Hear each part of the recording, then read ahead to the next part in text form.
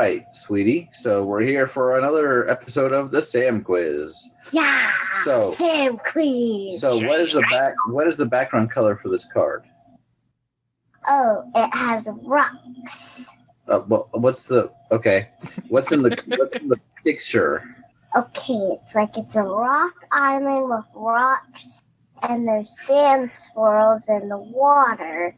And there's big green mountains and clouds, and there's some swirl clouds. Okay. Are there any numbers at the top? Are there any numbers or is there anything at the top or the bottom? No. Okay. It's from Aether Revolt. Just so we're not here all evening. Oh, okay. I had the wrong guess then. What was your guess? I was going to guess one of the new deserts. Yeah, all the sand swirls. But then she said green mountains, and I was like, oh, no, that's not it then. It's just a little green. Oh. On the mountains. Little. So there's no numbers at the top or the bottom, so it's a land? Yeah. Oh. Also, apologies for the echo listeners. Brian doesn't have his headphones plugged in so that Sam can hear us. Yes, that's kind of an essential part. Aether Revolt. I don't remember lands in Aether Revolt, so I got... Neither do I, yeah. I guess I'll cheat. Same here. You're allowed to cheat this time. She picked this card completely on her own. I was like, are you sure? And she's like, yeah. Why did you pick this one? Because it has water involved, and I love water. You're going to be a blue mage? I love water. All right. That's fine. But tomorrow you're not allowed to play Magic anymore. I'm kidding. Why not the Sam Quiz anymore? I'm kidding. Yay, I still get to do Sam Quiz! Okay, I'm looking at 3 lands from Aether Revolt because it only gave me 3. Mm-hmm. Yeah, I don't know which one it is. Again? Yeah, hey Sam, tell us about it one more time. Okay, so in the picture I said there's some rocks on the sand, and the sand are in the water, and they're making swirls, and then in the back there's mountains that are a little green, and then there's clouds, and the clouds are more like twirly like the sand, and the sky is blue. I'm thinking Spire of Industry. I don't know, man. All right. What is this first word here? Basic. Oh, that's cheating. What? She picked it. It's a basic land. I didn't think they did different basics for Aether Revolt, did they? Apparently. Well, wait a minute. Yeah, because when I search for land in Aether Revolt, it only gives me 3. Well, try Kaladesh then. It says land. This is 254 out of 2. This is card 254 out of 264. Oh, and KLD under that, and EN, which I assume is English. Oh, so it is Kaladesh. Well, the symbol is Aether Revolt. So wait, isn't it? No, because Aether Revolt doesn't have that many cards in it. Do I not have my set symbols correctly? Clearly you do not. Wow. So, hey, all right, so it's a land, it has no numbers at the top or bottom, and it's from Kaladesh. I confused the symbol, so that's my fault. I failed. This is going to be an impossible test because I gave... No, you don't fail. Well, I gave them the wrong... Okay, so it's an island. Yeah. Yes. I mean, I gave the card number, so... That's my fault, guys. I apologize. But which island? When I do a search, it only shows me 1 because I forgot that that's the way the Gatherer works. Well, you can click on the symbols to cycle through them. Again, Okay, it's that's not gonna take number forever. 254 if there's a way to do it by card number. 253. What does that- Oh, wow. Is it the third one? No, it's number 2. It's number 2? Oh, it's She's this one. looking at the actual card in real life, so I couldn't tell you second or third. That's Let's pretty see cool. if he's right. Let's see if he's wrong. This is what he thinks it is, and it's loading. Yep, that's right. What Yeah, when she did said it say? swirls, it's like, oh, it's clearly that one. Yes, that's I it. guess I haven't been playing enough limited to know these Kaladesh basics. I messed up. This is one of the ones that. Sorry, I said I messed up, but I meant some mess up. Some quiz, some. All right, okay, all right. Welcome Okay. to the next some. Okay, all right. So say goodnight to everybody. Why? Why? Because it's 8 o'clock. Goodnight. It's an hour after bedtime. Be good. Say goodnight. Oh. Night, Okay. Sam. I'll be right back. No, I haven't said goodnight. Then say goodnight. Okay. Good night. Good night. Good night. I do not recognize this land at all. Like I said, I must not have played enough limited. I mean, I know I didn't, but usually I at least recognize the basics, but this one is so nifty it would have stuck out in my head, and I don't think I've ever seen this art before. I honestly don't recognize any of these. There is also that. Yeah, I think the only Kaladesh and Aether Revolt I played, I didn't play any blue. Because, well, that means pre-releases.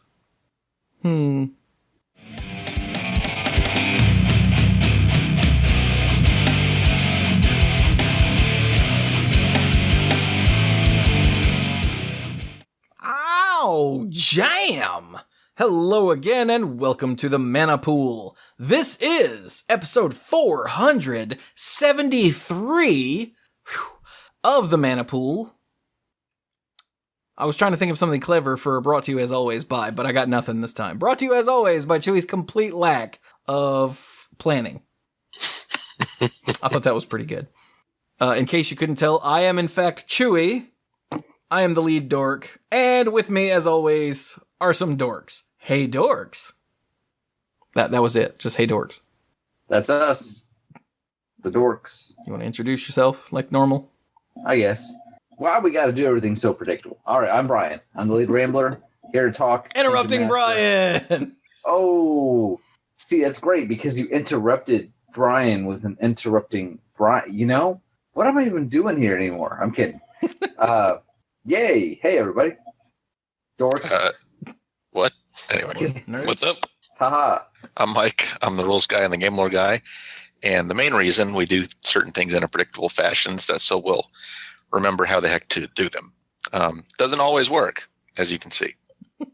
But we'll get better. Will we? No. we No. will not. I think after almost 10 years, I don't think we're getting much better. For example. Dirk, that's your I guess- cue. No. Well, I'm Dirk, the self-proclaimed greenest man alive in Moral Comps of the group, and I have no idea what's going on. Don't feel bad, neither do the listeners. So yes, we are all here, and we've got a thing to talk about. But first, I want to share a story about 3/4 of us and personal injury and public Yes. surgery. Public surgery. Love So- a personal injury. Who do we sue? This, well, a Dirk, I guess, but we're jumping the gun. Okay. So this weekend, 2 of us went to help Dirk move. Sort of, kind of. Mike is useless, so Mike was elsewhere. But Brian and I were like, you know what, we're going to help Dirk move. Because Dirk moved, and he's closer again. And Brian pointed out, it's sort of like back in the day, or Dirk, it was Dirk, actually, when we were in the truck. It's sort of like back in the day, when Mike moved away. And then Mike came back, and we were like, woo, Mike's back! It's the same thing. Except we're older now, and saying woo is actually painful to us, so we don't woo. But yay, Dirk's back. And Dirk has helped me Yay. move several times, so it was only right. Yeah, so I'm always late to everything. So I go to pick up Brian, running, I don't know, like 10 minutes later than I meant to because of assorted reasons, the last of which was that there are 2 ways I could leave my apartment to get to Brian's house, and I chose the wrong one. Like, I know one of them because it's very simple. The other one is less simple, and that's the way I ended up going. And I was like, damn it. So I was like 10 minutes later than I wanted to be getting to Brian's house. And I get there, Brian answers the door with a plate of food in his hand, saying, hey, we're not ready yet. And Brian walks off, and then I go around the corner, and Sam is sitting there eating, still in her jammies. And I'm like, because I already felt bad about being late. So we ended up getting to Dirk's place, I don't know, like 30 minutes, maybe 40 minutes later than intended. About 20 minutes later than intended. Because we were there just slightly ahead of 1 o'clock, and he said about 12:30. So I thought he said 11:30. Well, he called me at 10:30 and said they were 2 hours out. So Okay. he was saying that he would probably be there between 11 and 12. And he was there at 12:30. But yeah, we were it was definitely actually sooner than that because it's not actually 2-hour drive. But anyway, so we get there. Like I said, I had planned on being there about 12:15, 12:30, and we got there a little before 1. a little before 1. And Chelsea goes, right, you two have to finish emptying this truck by yourself. And I go around the corner and look, and the truck is empty. And we immediately felt terrible. Well, Chewie felt terrible. I was like, yay. No, I actually felt a little bad. But it turns out that unloading the truck was not the purpose for us being there. So we were tasked with assembling things. And we started with putting together the bunk beds that the 3-3 with Trample, and I don't know if we ever figured out what Leighton has now, but what the kids, the boys, were going to be sleeping in. So we go to put it all together, and and it's got like 20-inch bolts that hold all the parts together. They're not actually 20 inches, but it felt like that when you're trying to ratchet them into the freaking hole. Like, it was forever. And we're like, all right, so now the mattresses go on, and Dirk goes, no. Piece of plywood goes on top of the slats, and then the mattress goes on top of that. And we're like, yeah, that makes a lot more sense.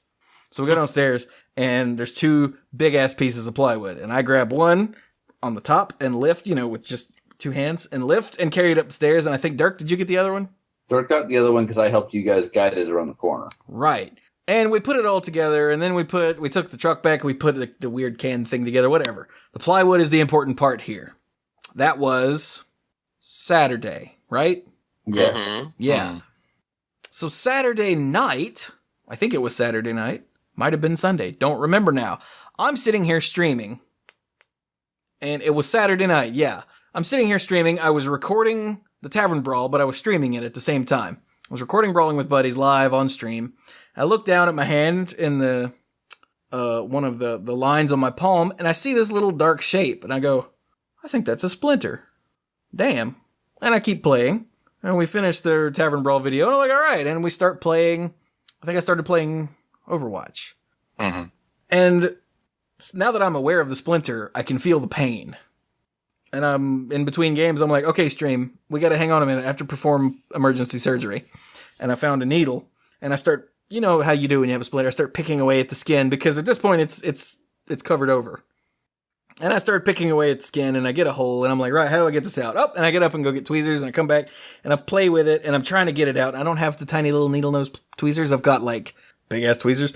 And I'm like, okay, it's not coming out. I don't know what to do. Let me just play it. And I pick up the controller. I'm like, oh, damn it, that hurts. So I start playing with it again, and I finally just decide to jam the tweezers down into my hand as hard as I can, squeeze as hard as I can, and pull.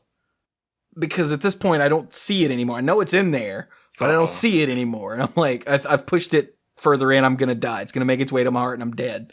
So I'm going to have to get like an arc reactor in my chest, except instead of magnets, something that'll pull wood. I don't know. All right. I hadn't planned this far ahead. So I go to pull it out, and I go, and I feel something come out, and I look at the end of the tweezers, and I go, Jesus. And I actually picked it up between my fingers and held it up to the webcam for the stream to see. This thing was massive to be in the palm of my hand and me not realize it for many hours. Yeah, I was going to say, I saw the email where you mentioned this, and I was like, he didn't say anything about this for hours later. Like, literally, we were there for several hours, because long enough for the kids to watch a movie and then to drive home and all that. And yeah, how did he not notice that? Was my thought. I didn't feel it go in. I mean, it's plywood, whatever. But when I finally pulled it out, like I said, I held it up to the camera. I'm like, look at this. And Stream was like, damn. So yeah, that's another reason to come watch streams when I stream, because you never know what you'll see, including a large shard of wood being pulled out of my hand. So yeah, Dirk, I appreciate that, because if I hadn't had that, then that's that much more entertainment the viewers would not have gotten. But so I'm sorry, dear listeners. I just had to get that out. It was such an experience. It scarred me for life. And there's still a hole, actually. It's Thursday now. There's still a hole here in my hand where I pulled the damn thing out. I haven't looked at it ever since, but is that gonna be a scar? Like, what's going on here? Weird. Anyway, but that's not why we're here. We're here to finish something we started a long time ago, because that's what we've been doing lately. Last episode, we finished off the history of the Banhammer, and this episode, we're going to finish off the Ravnica City of Guilds block edition of Mythic Conscription. Thank you, Mythic Conscription. Like, my brain just completely fell out. That's what I'm here for. Shoving wood into your hands and taking out your brains. Wait, did I just... Hold on. You might have gotten that backwards. No, I'm pretty sure I didn't. So, Mythic Conscription. For the... What in the world was that? Oh, it's one of the... Okay, so my upstairs neighbors... I have different upstairs neighbors now, so instead of elephants, they have two cute little dogs. And every once in a while, one of them just decides to... just constantly. It's not loud enough for the microphone to pick up, but it's loud enough for me to go, what was that? Because, like, if you play video games, especially like horror games, it sounds like a thing you hear, and then 5 minutes later something murders you. Okay. Yeah, so because it sounds eerily like a child screaming. Like okay, anyway, Mythic Conscription, for those of you that don't know, is a series we do where we look back at pre-mythic sets to determine which of the rares, if any, would have been mythic. And we go a little back and forth on this, and sometimes we forget what mythic means, but most of the time we're close enough, for government work. Yeah, and since Wizards doesn't always seem to apply the same standards themselves, we can be hardly blamed for that. But we do try and do it if we can, whether or not the card would have been printed at Mythic, not whether or not it would be reprinted now at Mythic. Right. So there's a difference. Very true. So we've already done Ravnica City of Guilds and Guild Pact a while back. That leaves but one. But one. That leaves one but. Yes. Hang on, let me look up what episode these were in case people want to hear these in particular. This. Episode 463 was Ravnica. Oh, and then 464 was Guild Pact. We did them back to back? Huh. How about that? And then waited forever to do the follow-up? Yeah, well, those were in May, and it's now August. So, yeah, Previews. Yeah, we had stuff going on. And we had to do the RPG, because if we didn't do it 2 weeks ago, we weren't going to do it for like another month. So. Yeah.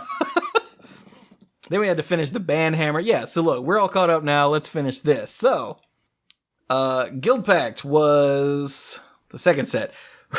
Dissension was the third set, which had, let's see, Rakdos, Azorius. Wait, no, don't tell me. Rakdos, Azorius. Dirk. Simic. Yeah. Yeah. The Dirk Guild. The Dirk Guild, yeah. Because Dirk, you are the greenest man alive, but we have discovered you are in fact Simic to your core. I am very Simic to the core. Yeah. No shame. Like Nah. a peak. So, I guess we start with white? Sounds good. That's usually where we start. And I give up already. Oh, come on. So, Okay. Got to be at least one. there are two here that I'm iffy on. There are 5 here that I don't think would be mythic, but what do you think are iffy? Because Okay, well, first is just the sheer weirdness of Proclamation of Rebirth, but that's my lesser one. Proclamation of Rebirth for 2 and a white. It's a sorcery. Let's look at the Gatherer text, shall we? It's probably pretty close. Return up to 3 target creature cards with converted mana cost 1 or less from your graveyard to the battlefield. And it has the forecast ability. What? Forecast for 5 generic and a white. And reveal Proclamation of Rebirth from your hand. Return target creature card with converted mana cost 1 or less from your graveyard to the battlefield. Activate this ability only during your upkeep and only once each turn. So that's what Forecast was. If you had this card in your hand during your upkeep, you could pay a cost and reveal it and get a slightly smaller effect of what the card would do when cast. And it is pretty, I'll give you this, it's pretty weird, it's pretty unique, And it's a fairly powerful effect, even if you go, oh, it's just convert mana cost to 1. Well, no, because you can literally do this every turn. So Yeah. I think this one could have been a contender. So How about you other two? What do you think of the proc? Proclamation of Rebirth was the only mythic candidate that I had for white. I didn't force myself to choose Really? 2 in each color this time just because. too hard. Yeah, and last time we did it, I ended up throwing out a lot of just dumb stretches because I was making myself do that. So Also, it's a multicolored set, so there wouldn't have been 2 in each color anyway. So yeah, it's fine. right, yeah. So, But yeah, the fact that it can that its normal mode is reviving, multiple things at once for very cheap is pretty impressive. Then the repeatable ability to just revive something, even though it can only get stuff that costs 1. There's a lot of great things that cost 1. I mean, Proclamation and Martyr of Sands was an actual competitive thing. Yeah, and extended, right? Mm-hmm. Yeah. People even messed around with it in Legacy a little bit at the time. Legacy used to look a lot different than it does today. and then Delver was printed. So the other one that I thought was kind of iffy was the Celestial Ancient, just because it's very blam. Like its name is very mythic, Celestial Ancient. Mm-hmm. And when you play an enchantment spell, all of your other things get bigger. The art is pretty awesome. Actually, all of your things, not all of your other things. That makes him way better. Because it gets a counter itself. I mean, it's a very big effect. Yeah. Yeah, Celestial Ancient rules, and I like it a lot. But for some reason, it didn't strike me as mythic. I'm kind of in the same camp with Mike, where I'm like, it feels like a really, really, really good rare. That when you get it, you're like, yeah, that's awesome. That's how I feel about it, as well as that But it's a great rare, but it doesn't feel mythic. But maybe it's the mythic here because lack of competition. I mean, just Hazda Shieldmate, no. I'm sorry, did I laugh at that? Wakestone Gargoyle, no. And then Proper Burial Is a solid rare. Yeah. Yeah. Might Yeah, even be so- an uncommon. Be pretty awesome uncommon. It'd be a really good uncommon. It'd be a pretty good uncommon, but believe it or not, I could actually see it being an uncommon. Yeah. Yeah. Well, Like, I don't know. That would mess with limited too much. That'd make a lot of people Depends cuss. on what That's also true. depends on the design of the set, but you can tell it's not mythic, Yeah. not even. So, well, should we move on to the other colors, Mm-hmm. or I don't know. I had the easiest time with white because the rest I'm like, oh no, in my opinion, white was the hardest color. oh, okay. Well, then. for example, in blue, Tidespout Tyrant. Tidespout Tyrant. yeah, okay. Blue was actually the easy one. My bad. For 5 and 3 blue, it's a 5/5 Jin with flying, and whenever you cast a spell, return target permanent to its owner's hand. Not that you'd return a sorcery to its owner's hand, but that would be weird. Yeah. It's expensive, doesn't make it mythic by itself. It's decent sized body, flying. It's kind of an iconic creature type, and it's an incredibly powerful effect. This thing has to cost 8. Could you imagine if this thing cost 6? Mm. It's not just that it's an incredibly powerful effect. It's also a big, wacky effect. Yes. It is completely stupid. So I felt like Tidespout Tyrant could be mythic. This is something that you get from the Venser emblem does what this creature just already has as an ability. Yeah. I had a question mark next to Psychic Possession just because it's kind of wacky, but I didn't know if it was really mythic. I thought it was just kind of like weird, cool, build around me rare. Yeah, But that was my backup just because of the weirdness factor. yeah. I agree. That's the one that, because of the weirdness of it, the unusualness of it, that I agree. That was the one that I was looking at going, that might be one that's mythic, but it doesn't feel like it's a very strong card. is the thing. And I mean, mythics don't have to be powerful, but it certainly doesn't hurt. Like, Yeah. it's hard to really get excited about a card that's just weak. So Psychic Possession for 2 and 2 blue. It's an enchantment. It's an aura. And it says enchant opponent. You skip your draw step, but then whenever the enchanted opponent draws a card, you may draw a card. yeah. So you just start, you just start drawing cards whenever that opponent does. And keep in mind as well, this was before we went to Innistrad and we saw curses and an increase in the amount of enchant player cards and enchantments. So when you see enchantment aura and you go enchant opponent, then you kind of go, huh? So I think especially at the time, people might have been more inclined to go, wow, this is different from something we've really seen a whole lot of. So again, don't think it's really as mythic or has as much potential as the Tidespout Tyrant, but I think compared to these other cards, it's probably closer, in my opinion. Yeah. I mean, Psychic Possession is weird, and it's got the weird, not type line, but the weird, I guess, enchant target, let's say. That was not a thing you saw terribly often at all. Okay, wait a minute. Now I'm curious. Gatherer. Rules Hey, text, Mike. Enchant Yes. opponent. What happens when I play Shared Fate and Chewie plays Psychic Possession, enchanting me? I gotta go read what Shared Fate does. I'm pretty sure Chewie doesn't get to do anything for the rest of the game. This is just a trick to get me to read Shared Fate, isn't it? Okay. Gatherer. Apparently, Say the name Shared Fate Fate. podcast. Pretty sure nothing really happens. apparently, Psychic Possession is the only enchant opponent. Really? Because when I hit searching for enchant opponent, it just takes me to Psychic Possession. Huh. Then Let's that go. actually that pushes it a little closer to Mythic. Enchant then. player. Yeah, so Shared Fate replaces the draw with something else entirely, so Psychic Possession would never trigger. Right. That's why. So, but then he'd skip his draw step. Mm-hmm. So he basically would be unable to, without other draw effects, he wouldn't be able to draw cards from other people's decks either. Right. So don't do that. Okay, in fact, it looks like it was the first of its kind because when I type enchant player, the earliest ones I see are Time Spiral, what is this? Shadowmoor, Wheel of Sun and Moon. Mm-hmm. Paradox Haze, Time Spiral. Everything else is Commander or Innistrad or Dark Ascension. So I guess the Oracle text of the uncards that did that, of the unglued cards that did that, hasn't been updated properly. I don't even know if those come up those do come up in Gatherer searches, don't they?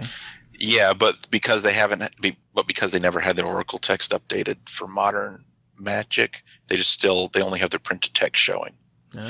And remember, at that time, that information would have been on the type line, not in the rules text. So, like, what would have been one of those?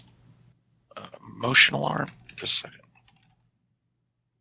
Volrath's motion sensor. Yep, and Yeah. Charm School. Yeah. So, like, Volrath's motion sensor and Charm School, they do say enchant player, but that's on the type line because that's how auras used to be formatted back then, before they were actually auras. And I had forgotten about that. So wait, when did Unglued come out compared to Ravnica? Unglued was first, right? Yes. Yes. Hey, look at that. Something else to What add was to it, the like list 1998? I don't know if that's right. That's not right at all. That can't possibly be right. something Can it? else to add to the I don't know, That's Google it. not Something true. else to add to That's the list impossible. of nonsense that came from unsets that eventually found its way into proper Magic. Yeah. Like, one of the points of unsets is to find things and play around in the space of things that Magic can't actually do. But sometimes when they do that, they stop and realize, wait a minute, there's nothing actually stopping us from doing this. And yes, Mike, in the August game. 11th, 1998. Okay. For some reason that seemed too early, but I guess that's right. So yeah, there you go. Okay, so that does push Psychic Possession more towards Mythic, but I still think that an Enchant Opponent is easy enough to get, that the sheer bah of this Tidespout Tyrant edges it out. Yeah. But I think that's actually pretty close. So already blue is doing much, much better than white. Yeah. Because we've got one solid one and one, like, I'd say fairly close second. So It also Well- helps nowadays, and I didn't actually remember this until sometime when Mike was talking about it. Tidespout Tyrant is actually one of the Reanimator targets in Reanimator decks in Legacy today. Yeah. It's got like 4 copies of Grizzlebrand and like a Tidespout Tyrant and Elish Norn. Yeah, Elish Norn and Sometimes- Tidespout Tyrant. Sometimes Iona. Sometimes Iona's in the sideboard. There is sometimes one Iona, yeah. But it's like one of all of those 4 Grizzlebrand and then a Tidespout Tyrant. Mhm. What? Anybody think these other blue ones are even worth considering? No. All right. Possibly Cytoplasm Manipulator, but that's Okay, just possibly. The manipulator's neat, but The manipulator is a pretty solid rare. yeah. I mean that sort of effect. Even I realize that it's possibly repeatable, but it requires a lot of work to keep it up. And you have to protect the manipulator. Yeah, I was gonna say all they have to do is kill a 2/2 and yeah. Okay. Okay, so Shall we, Dirk? Any thoughts on blue or? No. Okay. Shall we move to black? Black to me was the second hardest color after white. I have no idea how to do this. All of these seem rare to me. I just kind of gave up and picked one. Which one did you pick? Infernal Tutor. Yeah, like probably that's what I'd end up doing. I was kind of looking at Wit's End just because I hate you. I mean, what?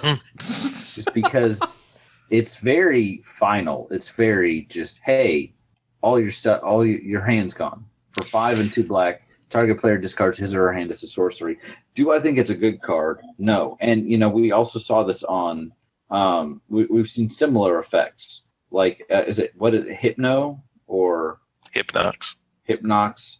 Although that's all players, but I didn't get behind the tutor just because tutors usually are rare, not always. Sometimes they're uncommon. Yeah, the reason Infernal Tutor stood out to me was because, at Hellbent, it's literally a demonic tutor. Yeah. Yeah, I get that. So I don't really have a problem with Infernal Tutor, and I was thinking Wit's End. I really don't think the other 3 are even close, even slightly. Yeah, Hypnox is just one player at a time, not everyone. Oh, is it? Mm-hmm. Huh. Target opponent. Okay. But yeah, so Infernal Tutor for 1 and a black, it's a sorcery. Its normal mode is reveal a card from your hand, search your library for a card with the same name, reveal it, put it into your hand, and shuffle. But it has Hellbent ability. If you don't have any cards in your hand, instead, you just search your library for whatever and put it into your hand. Which is Demonic Tutor. Yeah. Dang. Sorry. I like Ratcatcher, but I don't think it's a mythic.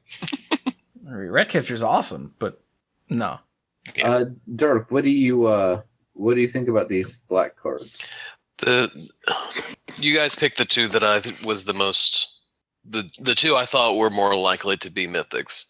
I thought Wit's End and Infernal Tutor, and that's again like Brian had said. Wit's End feels. It's one of those ones that when you play it, it definitely speeds the game up. It's definitely a game changer in terms of the game. Infernal Tutor, same that when it's Hellbent, it's something that at that time, when was the last time? Was it Revised? No. Was it in 4th? It wasn't in 4th, was it? It wasn't in 4th. It was? It wasn't. Okay.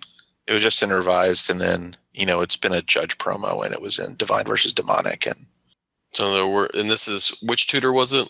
Demonic Tutor. So, I mean, something that hasn't been around for a long time, and the only restriction is you have to be Hellbent. Yeah. I think I'm more and more coming around on Infernal Tutor. Yeah, the big mark, I thought about Wit's End, but the big mark that it had against it was that it was later reprinted as a rare in a set with Mythics. Was it? Yeah. Okay. Yeah, I did in a not know core that. set. Okay. Whichever core set was about Nicol Bolas. Again, 13. I think Right. I think that black was the second hardest color after white, just because I don't want people to think that if you've got cards you like in these colors, that I'm nagging on these colors. I think they're fine. They're just not mythic. I'm not saying, oh, this is terrible. Yeah, dude, I love Ratcatcher. And I really like Nihilistic Glee, even though it never works the way you want it to. I have an unliving psychopath that I just look at in my binder every time I go past it when I'm building a deck, and I'm like, "Is today your day?" And then he's like, "Nah, buddy, I'm cool." He's enjoying his retirement. So, but yeah. I always liked the flavor text on Living Psychopath. The victim bears the marks of the Xadak Impaler, but he was executed years ago. Dun dun dun. Okay. So shall we move to Stalking Vengeance? I mean, red. Shall we move to red? Yeah, let's move to red. So, Okay. Hey, Mike, what do you think for red? I actually think Rakdos Pit Dragon. Really?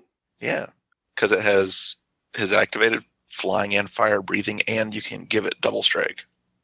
To me, it's one of those. It's in the realm of those like low to the ground efficient mythics Like, that you try to make a big deal about. And wasn't Rakdos Pit Dragon the pre-release promo, or am I thinking of something else? Yeah, you're thinking of something else. Okay. Almost certainly. the pre-release promo was the Avatar Avatar of of Discord, yeah. Right. I think Rakdos Pit Dragon could be. There was a double red mythic dragon that was mythic a couple of years ago. Somebody know what I'm talking about? Maybe? Cost two red and something where it had level up. You think about Stormbreath Dragon? No, oh, no, Or are you not thinking at all. about the Kargan Dragon Lord? Dragon Lord, that's the one. There we go. Yeah. That thing was almost busted, though, wasn't it? Well, everybody up there. thought that when they printed it, and then I don't know if it really did as much as people were like, you know. But I like the Rakdos Pit Dragon. It just doesn't. To me, the Stalking Vengeance is just more obviously mythic. Oh, Just Stalking the- Vengeance has haste. I forgot that. Yes, it does. Cool. Stalking Vengeance is a 5/5 for 7, 5 and 2 red. Avatar, which, you know, whenever I see that card type, that creature type, I'm like, okay. Usually fairly, you know, something to get your attention. And it has haste. 5/5 for 7 with haste. Is there anything else to discuss? Oh, and I whenever hope so. another creature you control dies, it deals damage equal to its power to target player. And Chewie, I know you're a big fan of Stalking Vengeance. I know it. Yeah, I love me some Stalking Vengeance. So, big creature, you know, not exactly an 8/8, but, you know, 5/5, you know, big enough, expensive, iconic creature type, and a tremendously large effect. And I was kind of downplaying it, obviously, but the ability to literally, it is possible that once this hits the board, there's literally no way for an opponent to win if they can't remove the Stalking Vengeance. Because it does say another creature, but you play this before combat, and you don't even necessarily have to swing with everything. With this, if you then swing with everything else, if you have greater power than the opponent's life total, unless they can block without killing your stuff, in which case you're probably, you know, they're not blocking very favorable to them. So this is huge. In a word, it's just huge. The effect is huge. The creature is huge. The mana cost is huge. Everything about this screams huge. Baby. I just realized I never read Rakdos Pit Dragon. So it costs 2 and 2 red. It's a 3/3 dragon. And it has a couple activated abilities. You can pay red to give it flying until end of turn. It has fire breathing, meaning you can pay a red to give it +1/+0 until end of turn. And then it has a Hellbent ability. If you don't have any cards in your hand, Rakdos Pit Dragon has double strike.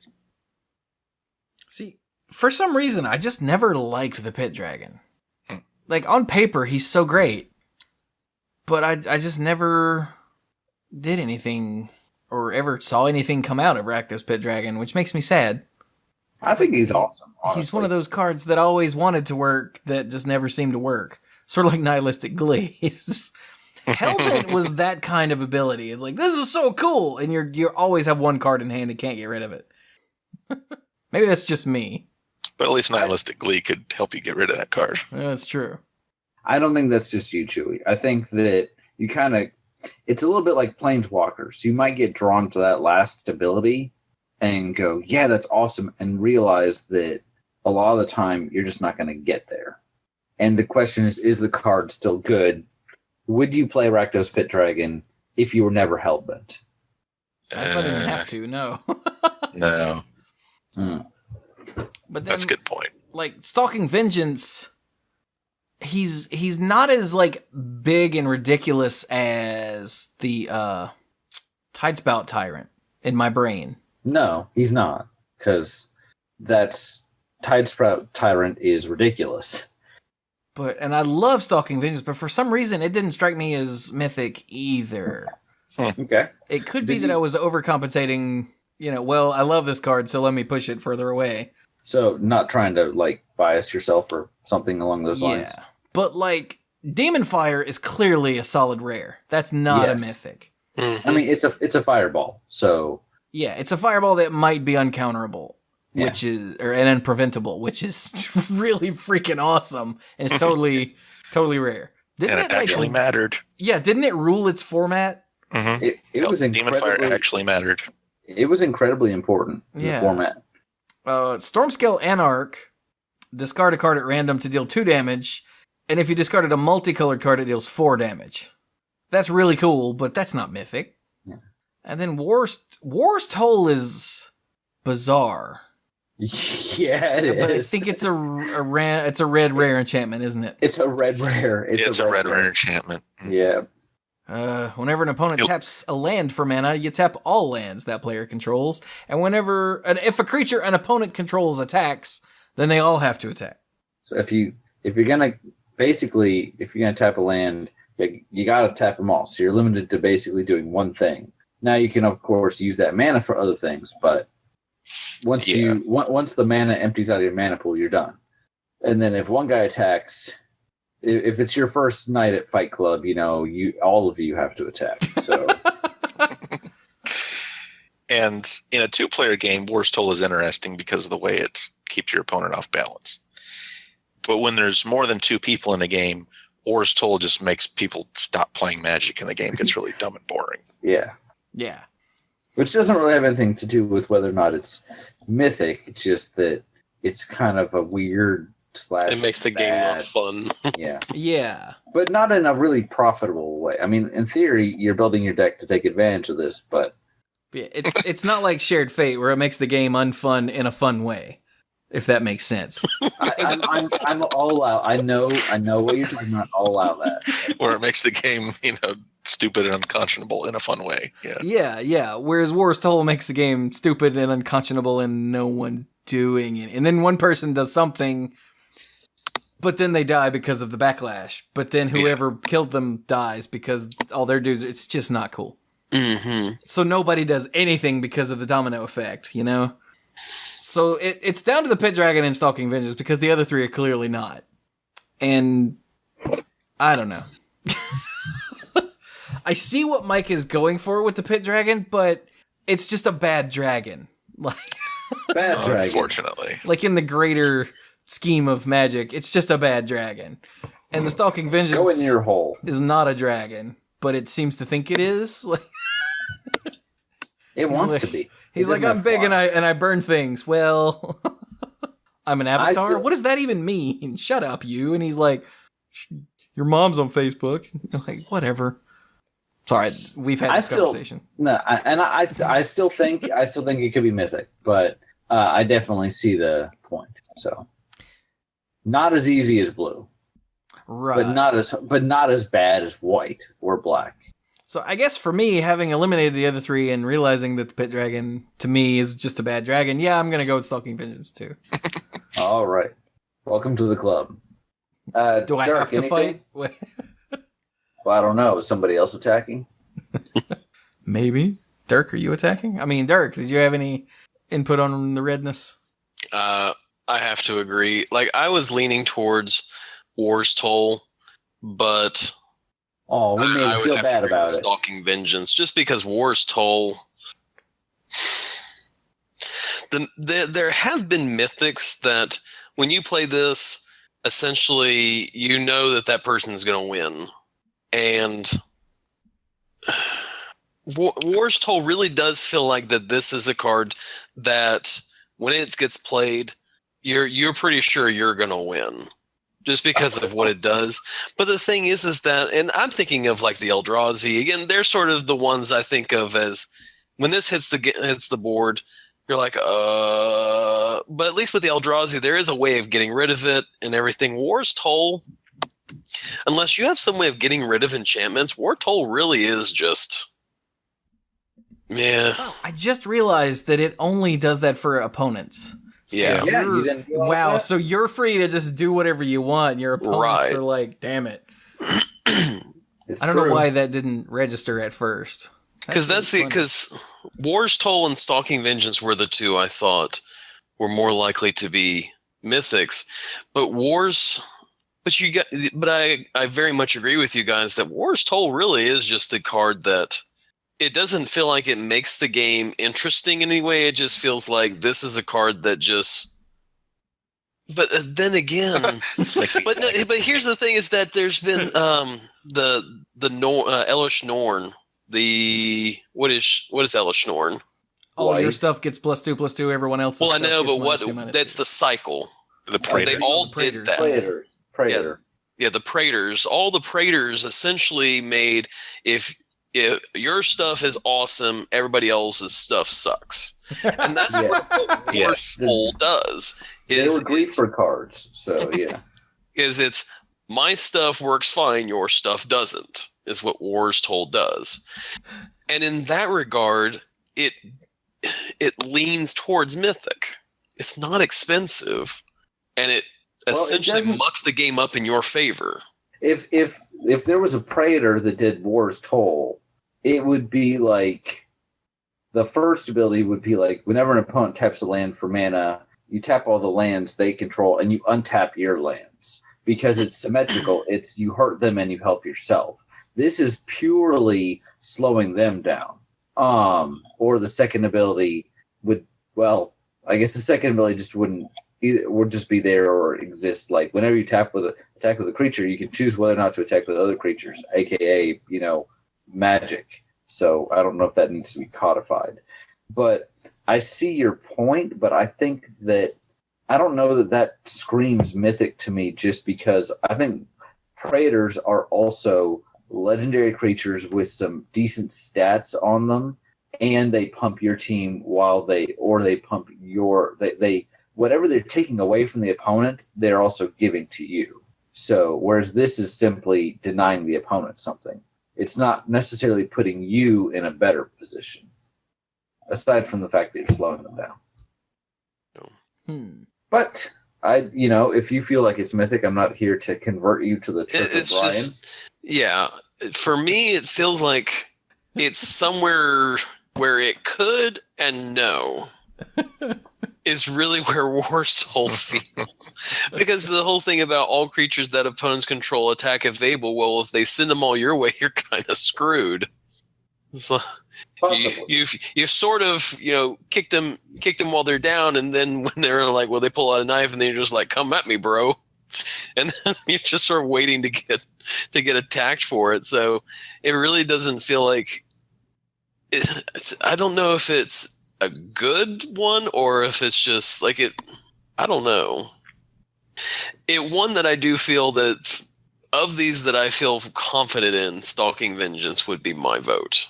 Okay. War's Toll just feels like to me. So I think I get it. Like the upside of War's Toll feels very mythic, but the downside feels really stupid. right. Yeah. Unlike the Praetors, it makes a they're game on like all the time. Yeah, it makes a game less entertaining. And everybody sucks. But okay, enough of that. Let's go to green. Hey Dirk, what you got for green? You're so smart. Green was Protean Hulk. Really? Agreed. I mean, I agree. I just, 100%. for some reason, I didn't expect that one to come from Dirk. Why Since not? Dirk doesn't Dirk's a follow smart guy. like. That is in fact the right choice. Since Dirk doesn't follow the tournament side of things at Mhm. all, That I was don't think you have- coloring. I don't think you have to notice Protean Hulk. Jinx. Well, yeah, but it was Yeah. coloring my opinion of it because I know I- how stupid it is. I get where you're coming from because Hulk Flash was the deck. I get that, but I think even if you remove that from the equation and you just look at the creature, you can go, yeah, all right, this is awesome. Kind of like Tidespout Tyrant from earlier. Yeah. Mm-hmm. We don't need to know that it's good in actual decks. Well, Dirk, why don't you tell us what this thing is since we're all talking about it? All right, Protean Hulk for 5 and 2 green. It's a 6/6 beast. When Protean Hulk dies, search your library for any number of creature cards with total converted mana cost 6 or less and put them onto the battlefield, then shuffle your library. It's pretty busted. And as we Mhm. explained when we talked about it being banned in Legacy? or extended or something, or probably both. Yeah, whatever Because- format it was banned in. Yeah, this is part of a ridiculous, a couple of ridiculous infinite combos. Mm. Yeah. I mean, there's certainly a way to get very creative. They're not even infinite ones. They just have to. The number just has to be more than 20. Wait, was it the Yeah. Hulk that was banned or was it Flash? Dang it. Wait a minute. Hang on. it Control was with the Hulk. Protean. Nope, it was Flash. Okay, that makes more sense. But, I mean, this really rewards you. First of all, there's busted stuff you can do with it, but I also feel like you can be creative with it, too. Just, it opens a lot of doors. Banned in Legacy, restricted in Vintage. A year apart. Sorry, okay. I think I saw a deck that would use it to fetch out several copies of the black creature from Mirrodin that whenever an artifact was destroyed, the opponent, drain an opponent? Yeah, one of the versions was to get a bunch of Disciple of the Vaults and then a bunch Yes. of Shifting Walls and Phyrexian Marauders. Yes, that's it. And the Shifting Walls and Phyrexian Marauders go, what's X? And you're like, nothing. And they're like, well, I'll just piss off then. And all the disciples are like, yeah. So, Yeah, but the version with Karmic Guide and Kiki Jiki and other stuff I don't remember right now, even though it was more complicated, you only had to go get 3 things, meaning you had to devote a much smaller number of slots in your deck for the combo, yeah. so you could devote more of your deck to making the combo happen. Yeah. But even taking away the whole Flash aspect of it, this is still really, I feel like it's a neat card. It's a big, expensive creature that has a tremendous effect on the board because the death rattles, so to speak.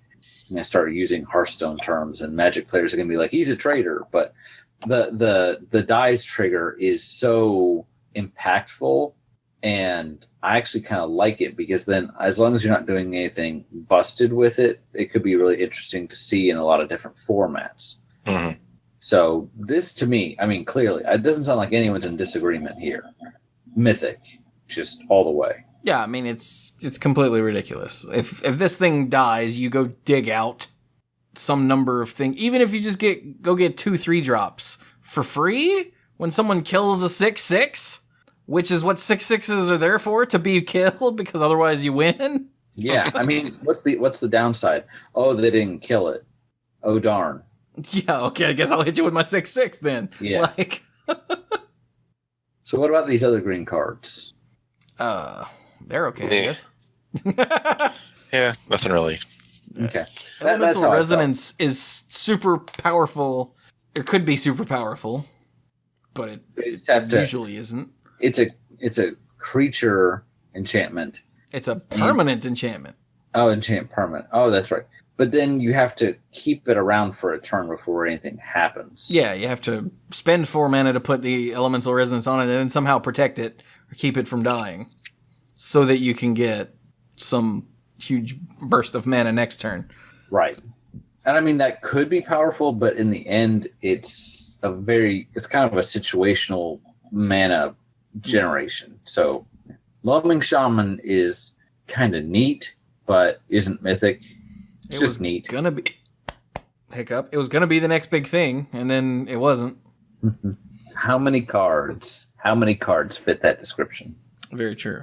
Yeah, it was going to be the next big thing because people thought it was an awesome sideboard card against something, but it was too slow. Maybe there's against that. Dredge. Yeah. Was Dredge? Otherwise, I don't know. Back then? I mean, it's I don't really funny remember against Mill. people thinking it was. I remember people thinking it was going to be awesome for any reason beyond that it was supposed to fight against Dredge or something.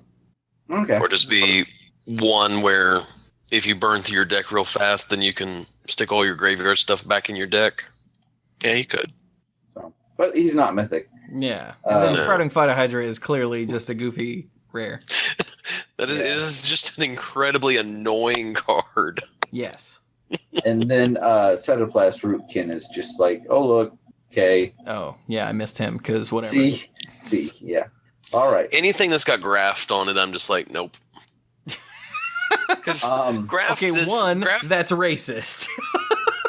graft just does not feel like a very strong, and I don't think it really was a very strong, ability. It's an interesting ability. It's an interesting one, I love but it's Wall of not. Hats, but I was just about to mention that. I remember playing with Vigian Hydropon, and that was it. Wall of Hats. yeah.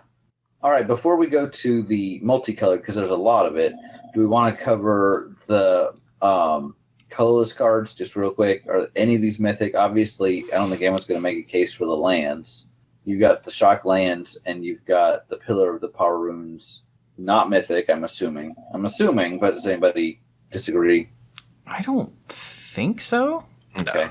And then what about these artifacts? You've got the 3 guild artifacts, which are the Rakdos Rune Knife, the Walking Archive, and the Evolution Vat. Yeah. And in previous Mythic Conscriptions, we had found the guild artifacts to be cool, but not mythic. I feel like that fits pretty well here, too. Mm-hmm. I mean, I definitely like the Evolution Vat the most, but I think that's for my play style. I've definitely played many, many copies of Walking Archives over the years, but again, Yeah. it's not mythic. So, I mean, Yeah, not trying to sound condescending. I don't think it's mythic. Anybody want to disagree? I mean, I'll sound condescending. These are all lame as far as mythics Okay. go. And then what about Bronze Bombshell or Muse Vessel? I can see Bronze Bombshell being mythic. Maybe Muse Vessel. I would pick Muse Vessel before I picked Bronze Bombshell.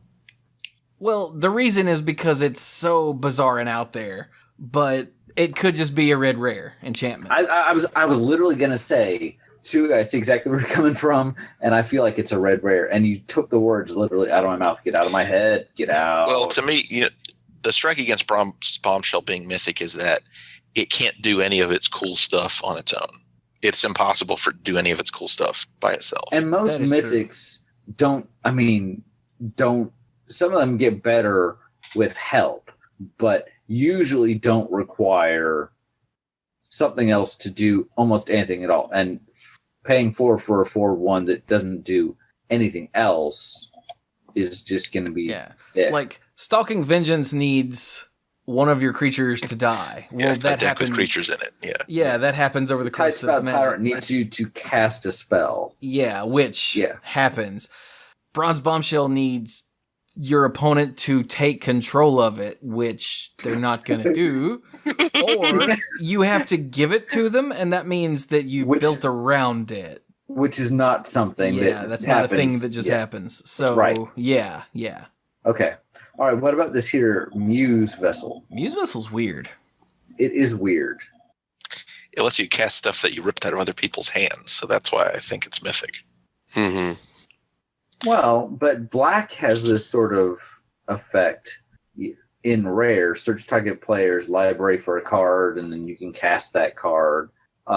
Red lets you do this to your own hand or your own library as red's sort of new card draw type thing. So, No, not really. But okay, I see where you're going. well, but only for a turn. My black has the more exile it and you can cast it anytime. I can only think of Praetor's Grasp. There's no one that does something like that. But again, this is colorless, so that to me does push it more in the realm of mythic because it makes this ability accessible for any color. Yeah. Let's recap. Bronze Bombshell costs 4 for a 4/1 artifact creature as a construct. And let's get the Oracle text. When a player other than Bronze Bombshell's owner controls it, that player sacrifices it. If the player does, Bronze Bombshell deals 7 damage to him or her. So you got to give it to your opponent and it blows up. Muse Vessel costs 4. It's an artifact. Has 2 abilities. Pay 3 and tap. Target player, let's get the Oracle text. Target player exiles a card from his or her hand. Activate this ability only anytime you cast a sorcery. The other ability is pay 1. Choose a card exiled with Muse Vessel. You may play that card this turn. Because it says play instead of cast, that means you are allowed to play a land that someone chose to exile when you activated the first ability. True. So it does give the opponent all of the choice as far as what they want to exile, unless you're doing it to your own hand. Yeah, and there's not much point in doing it to yourself unless you have a really weird angle. It's not like you can cast it without paying the cost. Right. Oh, look, let me just pay 3 and tap this, remove this Emrakul, then pay 1 and play this Emrakul. Sweet. Best card ever. To me, it's like rare and a half. Maybe a rare and 3/4. Well, I mean, to me, the fact that you have to pay for it immediately shunts it back into rare, because otherwise it's stupid and broken. Well, yeah. All right. So, like, if you're not... It's just a repeatable hand destruction, which is good. Oh, you're talking about paying to play the card. I thought you meant paying to activate the ability, and I'm like, yeah... This makes a difference for him because we have to pay 3 mana. I don't understand.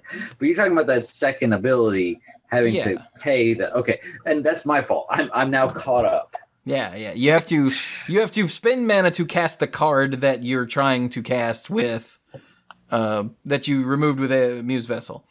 Yes. And that means color is a problem, and that means like you either have sources of all the colors available, or your opponent dumped enough land early in the game for you to play those, and now you have access to the colors to play all their spells.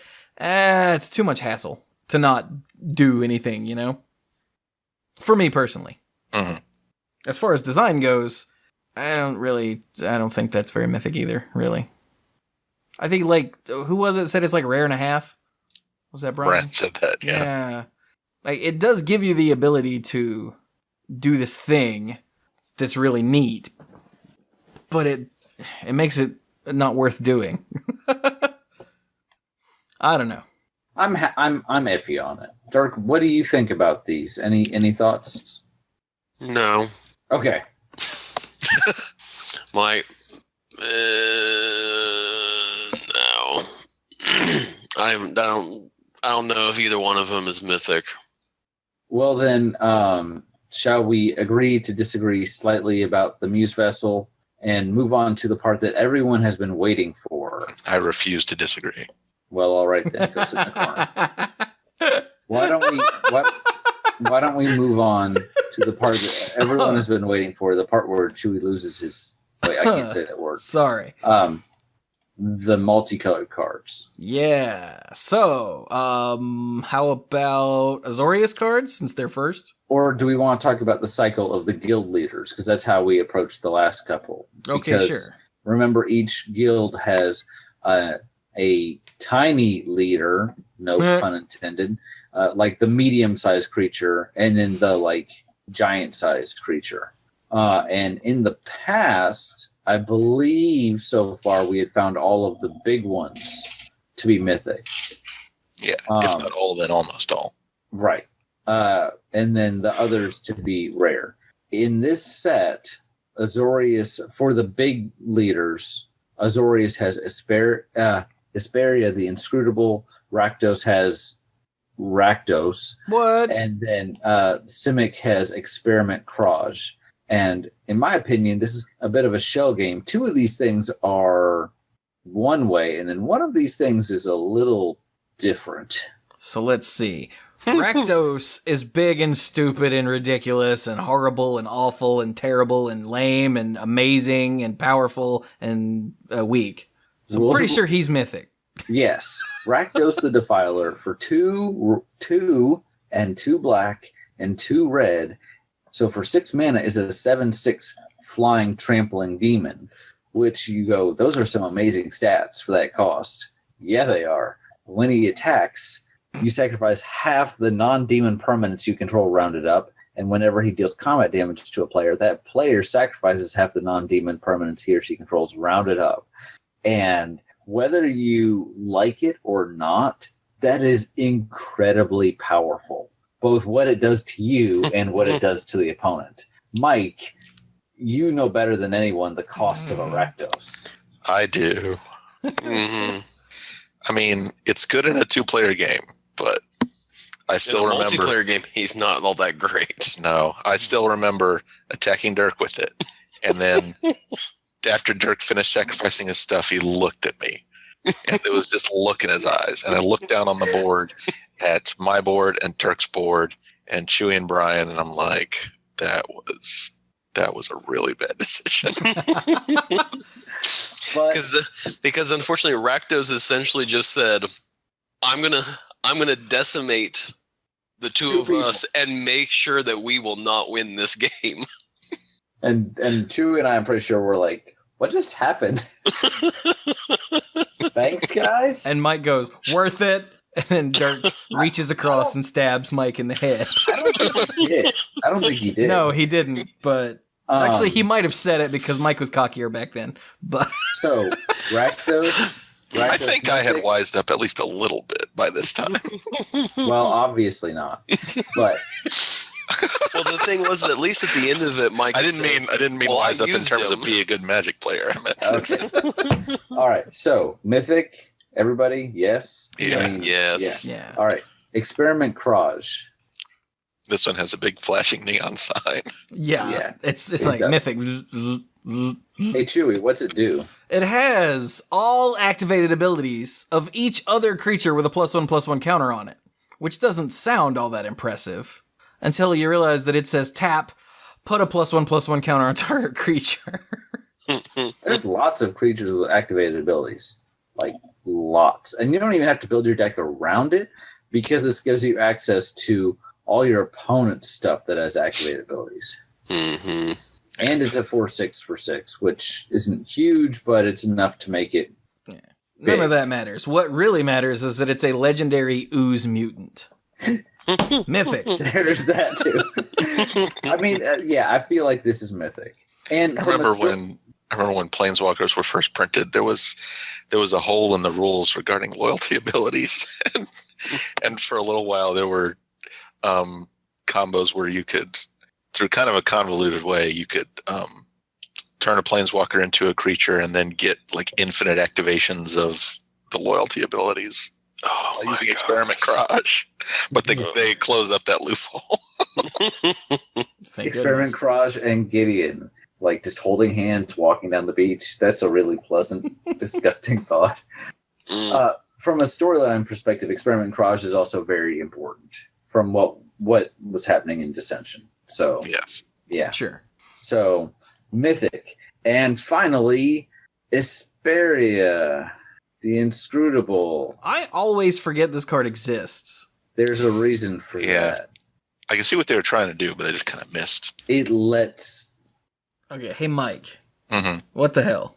All right, so Asperia the Inscrutable. For 1, white, blue, so only costs 5, for a 3/6 flying Sphinx. Okay.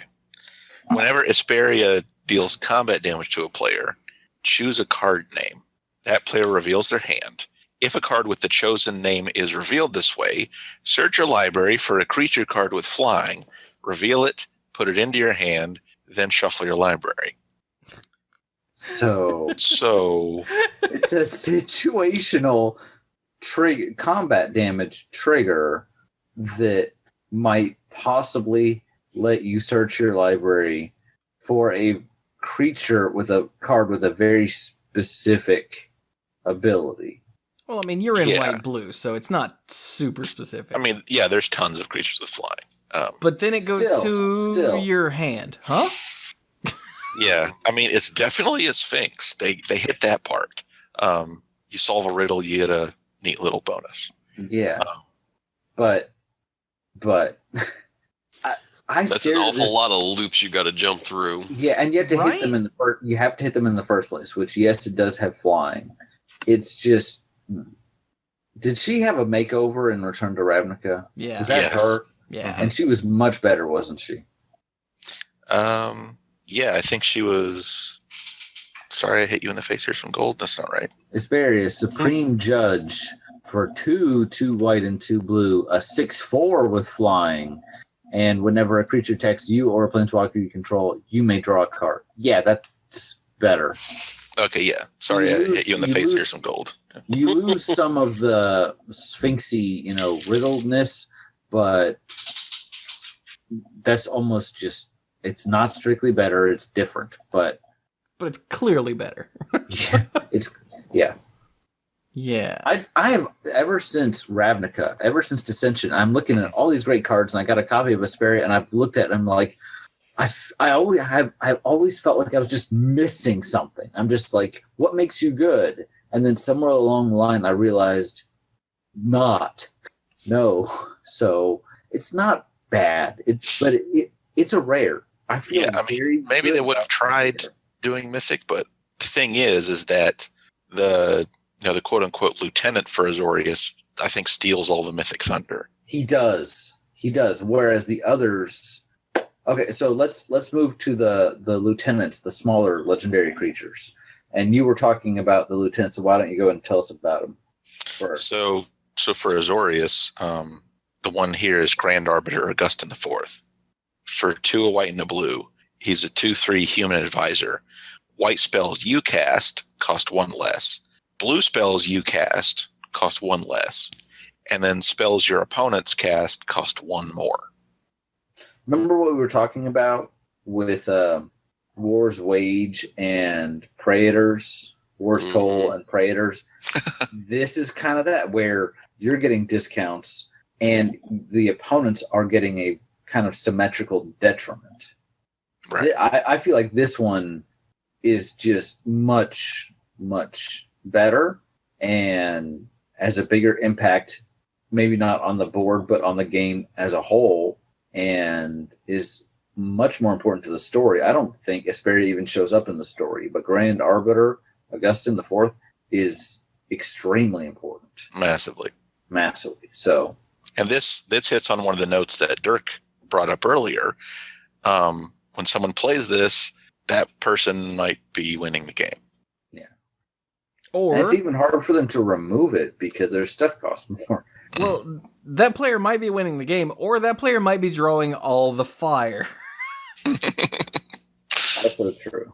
I mean, if you play this in multiplayer, you've got to expect it to, hi, I'm Mr. Target right here. You either kill my creature or I guess you killed me. So, but hopefully you can protect yourself if you get to untap. Who are the other lieutenants? Hey, Chewie, didn't you have a thing going with Lizolda for a while? Weren't you guys like an item or something? I mean, not to brag or anything, but I sort of had a let's say a 3-sided relationship with Lizolda and Savra. Yeah. Ooh, hot. Extremely. Like, look at all that lava. Burn your nuts off, man. So trust me on this. So Lizolda the Blood Witch, for 1 a black and a red, a 3/1 human cleric. She's a human? That's weird. Could she not? That's way less hot. For 2 mana and sacrifice a creature, Lizolda the Blood Witch deals 2 damage to target creature or player if the sacrificed creature was red, and you draw a card if the sacrificed creature was black. So yeah, I would use her with Savra to sacrifice things that were, both colors or 5 colors or whatever to get just stupid value. Because Savra likes sacrifices, but doesn't, in fact, have a way of doing it herself. Right. Yeah. And she does, gain 2 life and someone loses life or something like that? Yeah. Now, is Well, this no, myth... Savra is, if it's green, you gain 2 life. If it's black, you can pay 2 life and make everyone else sacrifice a creature. Ah, that's what it is. Yes, Okay. that's right. I got the green side right. Shut up. So if you sack a green-black creature to Lizolda, you gain 2 life, pay 2 life. They all sacrifice a creature. So basically, everybody else sacrifices a creature, and you get to draw a card. Don't even need to be red. Now, is this mythic? No, God, no. I didn't think so. It's really cool, It's really fun. cool. especially since it can target creatures for the damage. But it's not mythic, which is funny because we were just talking about the Grand Arbiter. Yeah. So going back to the Grand Arbiter, I was momentarily sidetracked. Sorry, go ahead. While you guys were talking about it, I always forget that the Grand Arbiter, Augustin IV, was not the big Azorius leader. I thought that was also the other way around. Yeah. I thought he was the leader. Always, because he's so good, and Hesperia is so dumb, and all the other guildies are that way, or are the other way, where the big one is so awesome and the little one is less awesome, but still good. And this one is so awesome and dumb. That it's such a major flip-flop that it just doesn't work in my head. It is. That's entirely true. The very last lieutenant is Momir Vig, the Simic visionary. And he's silly. On Magic Online, he's great. The avatar, do they still even do that? I don't know if they do that. I don't even know. Okay. But talking about the card, for 3 green and a blue, he's a legendary elf wizard. He's a 2/2, so a 2/2 for 5. Whenever you cast a green creature spell, you may search your library for a creature card and reveal it. If you do, shuffle your library and put that card on top of it. Whenever you cast a blue creature spell, reveal the top card of your library. If it's a creature card, put that card into your hand. So obviously, if you cast a blue-green creature spell, like he wants you to, you can stack these abilities such that you go get a creature card, put it on top of your library, and then reveal it and put it into your hand. So basically tutor for a creature card, which is neat, but it's not like Experiment Crage where it's just like, blam, look at me. This requires a lot of setup. Yeah. Not a lot of setup, but it requires some setup. I mean, it requires playing a creature. Blue-green creatures, yeah. Or playing a blue or green creature for just one half of the effect. But yeah, I like it. I don't feel like it's super mythic. Anybody agree or disagree? I'm just not sure. I don't feel like it's mythic, but does anybody think it does? Well, it is mythic. Is it? Yep. In From the Vault's lore. That doesn't count. From the Vault, they're all mythic. He has a point. It was reprinted. Not From the Vault Dragons. It was reprinted as a mythic in a set where, yes, every card that's in there is technically a mythic. But somehow made its way in. So I mean, Dark Ritual was in From the Vault 20? Yes. As a mythic. So, and I mean, it's fine. It's fine. Dark Ritual's fine, but so I keep forgetting I have the last several From the Vaults. Never ended up opening them. That makes me sad. Makes me sad too. All right, and then before we get to the rest of the multicolored cards, this set also did something that we had not seen since Invasion Block. Is that right? Yeah, Invasion Block. Mm-hmm. The split cards. There were uncommon ones too, right? That's correct. But all of the uncommon ones, each part of it was a single color, and the rare cards were both halves were multicolored. Do we just want to include them in the general discussion? Obviously, I don't think they're all mythic. I think if they were, there's what, 1, 2, 3. Yeah, they're going to show up as duplicates on the search. There's because of the way 10 of them. So, there's isn't it? So there's 5 of them because each one shows up twice. Yeah. Yes, ha ha ha. So there's 5 of them. It's hard to evaluate these because they don't have fusion. So you might evaluate them together, but you're only ever getting one effect. You don't look at, okay, what happens when I get to do both of these? You only look at what is each of these effects. And generally, just generally split cards, neither effect is like game breaking because they're both supposed to be fairly versatile, and so you're paying a little more than you might for the effect, so they both fit on the same card. Okay, well, while you guys discuss the split cards, I have to step away for a minute. So, hey, I'll be right back. You guys go right ahead. Okay. Okay. All right. So I guess since there's only 5 of them, do we want to go through these real quick? I don't know if we really need to read every single part of it, but do we want to discuss these card by card, or do you feel like that the fact that they are split somehow makes them better or worse, or what do you think? Like you were saying, each one, and because these were build split cards where you really only get one side, you can't fuse them. They don't have aftermath. You just got to pick one and go with it. And also, like you said, because of the way these work, because you're given all these options, each half is a slightly overcosted version of whatever effect you're getting. Mm-hmm. Except for some of them, like I think the cost on hide is pretty fair.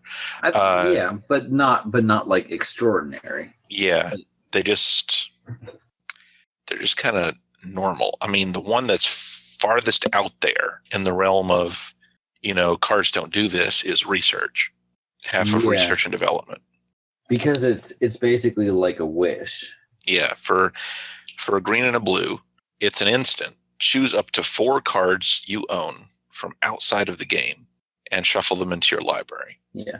It doesn't put them into your hand, but it does shuffle them into your library, and it's the fact that they are from outside the game that makes it so important. Yeah. That means like from actually not in this game. Yeah. Like you can't get something from the graveyard. You can't get something from exile. In a tournament game, this means you're getting something from your sideboard. In casual play, it depends. You need to talk with the rest of the people that you play with to figure out exactly what it does. Like actually one of the official rules for Commander is that cards like this don't do anything unless you specifically, have a conversation about it with your play group beforehand, right, to determine what they do. Okay. Well, I guess we can go through some of these just really quickly, since Chewie's going to be a minute. Yeah. If there's any more you want to highlight, you can go ahead. Well, let's just go through this real quick. Crime is a reanimation spell, and in fact, it's a selective reanimation spell because it has to be from an opponent's graveyard. That's fine, not mythic. But it can be a creature or an enchantment, which is unusual. Did you miss me? Just like always. Oh, now I'm sad. Mike was saying that when we were looking at the split cards, because you really have to evaluate each half on its own, he felt like research was the closest to being mythic because it's a wish type of spell where it takes cards from outside the game and puts them into your library. And then I had just started to go through some of the others as far as, they're okay, but they're not mythic. Like Crime is a reanimation spell. Mike pointed out it can be an enchantment, so that's a bit unusual. That is Punishment. Weird. Punishment is just a sweeper, and usually sweepers are not mythic. Right. Hide is selective removal. Seek is kind of cute, but that sort of thing again is usually rare. The whatever that's called, that effect. Go get a card from out of an opponent's graveyard and get rid of it. Development is just development is it's like it's a Punisher card, basically. That's what the mechanic is called, where it's like book burning. And there are some players that are very much against Punisher cards because they feel like it gives all the decision power to your opponent, and they're not wrong. So that's right. Odds is just odd. It's basically a situational counter / fork. It was kind of cool, but ends is very, very basic. It's a cool effect, but its target player sacrifices 2 attacking creatures. That's not mythic, like even slightly. And then what's the last 2? Bound and Determined. Bound 3 black-green instant. Sack a creature. Return up to X cards from your graveyard to your hand, where X is the number of colors that creature was. Oh. then remove. Then you then exile. Bound and determined. Yeah. So that's rare. That's a good rare. That's a good rare, but I don't because it puts them in your hand.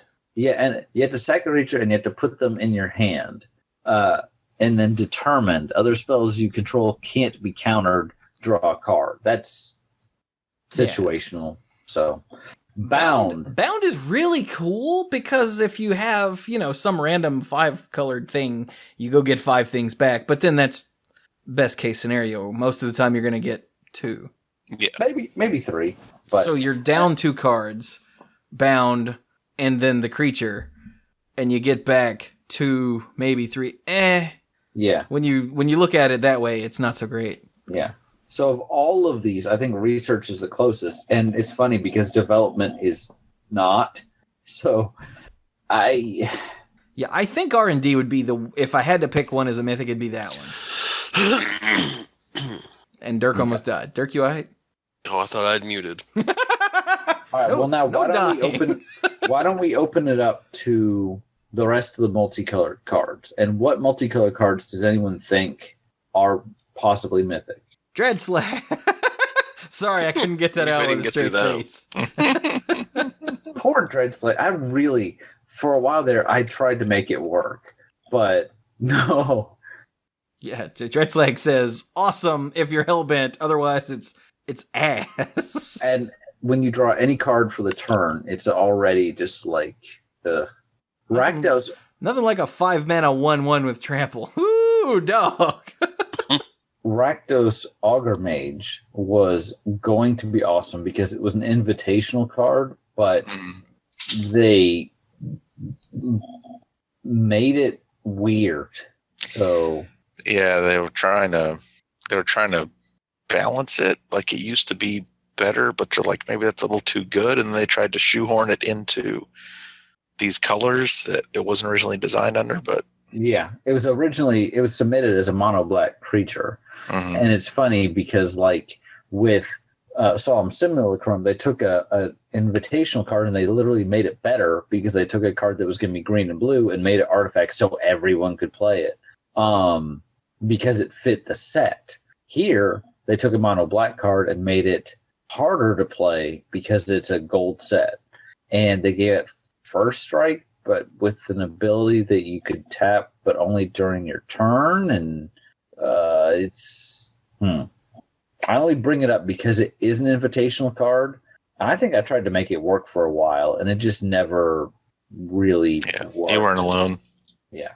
A card I do think could be mythic might be Dovescape, because it's a very you look at it and you go like, okay, whatever. But try and get rid of it. Really, try and get rid of it.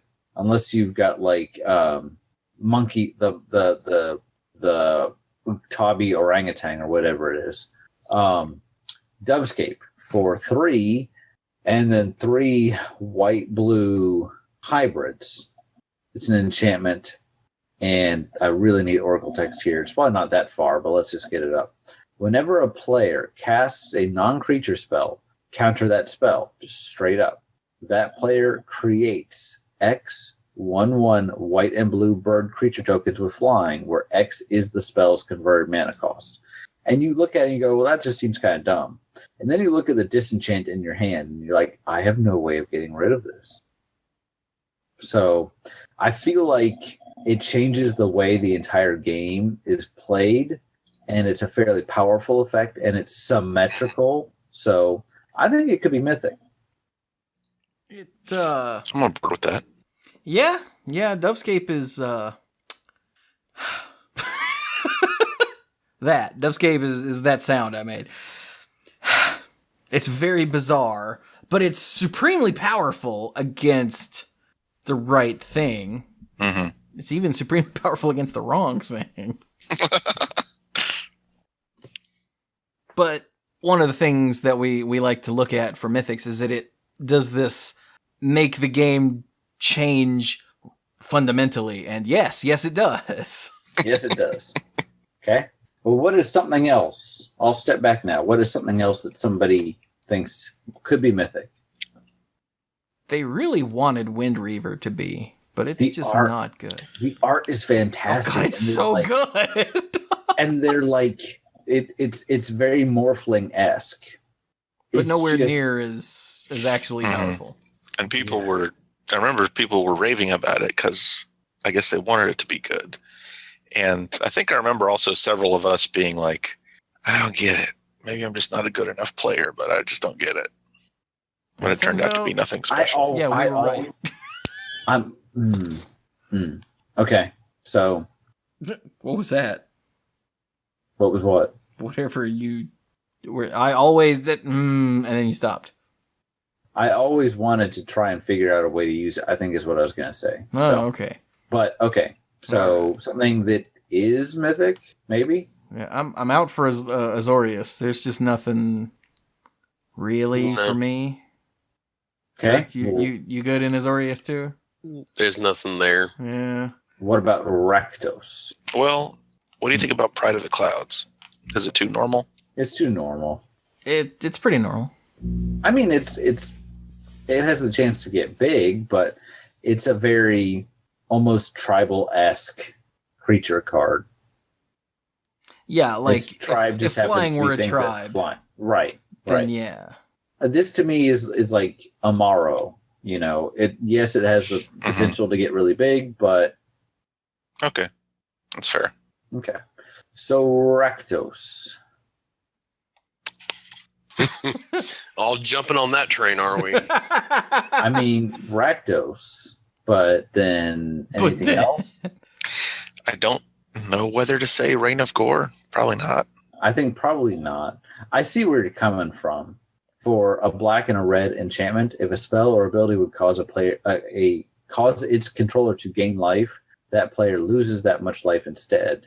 And it's funny because this doesn't work nearly as well as False Cure in my deck, because if someone else is forcing you to gain life, you just gain the life. This is only if you are trying to give yourself life, or if someone else is trying to give themselves life. But that's my personal experience just for the card in general. This seems fine for these colors. It seems great that these colors, this seems definitely within their color pie. Black and red don't want you to gain life, so look, you don't gain life. I don't feel like it's bending the color pie at all. I feel like it's a fair cost. I think it's a decent enough card, but... Yeah. The one weird thing that it has, bringing it down, is that because it says spell or ability, it doesn't stop lifelink, because the life gain from lifelink is caused by a game rule. Wait, lifelink didn't exist at this point, though, did it? As a keyword, no, it wouldn't have. Wait, maybe. I can't remember when lifelink became a thing. Was that first introduced in Time Spiral Block, or earlier than that? Nope, I got nothing. Send us an email. But even so, it's not like that's a thing that's a weird loophole too, because I would just assume that works, but you're right, it doesn't. Yeah, it's totally weird. Huh. Damn, that's eerie. But for me, the fact that it's an enchantment that you have to play just out of here means that it's not going to have that ha-ha factor that that burn spell 4 damage for 3 that just says, you don't gain this life. I can't remember. Something Oni something dark side. Yeah, that one. I don't know why I can't remember the name of this card. I loved it to death.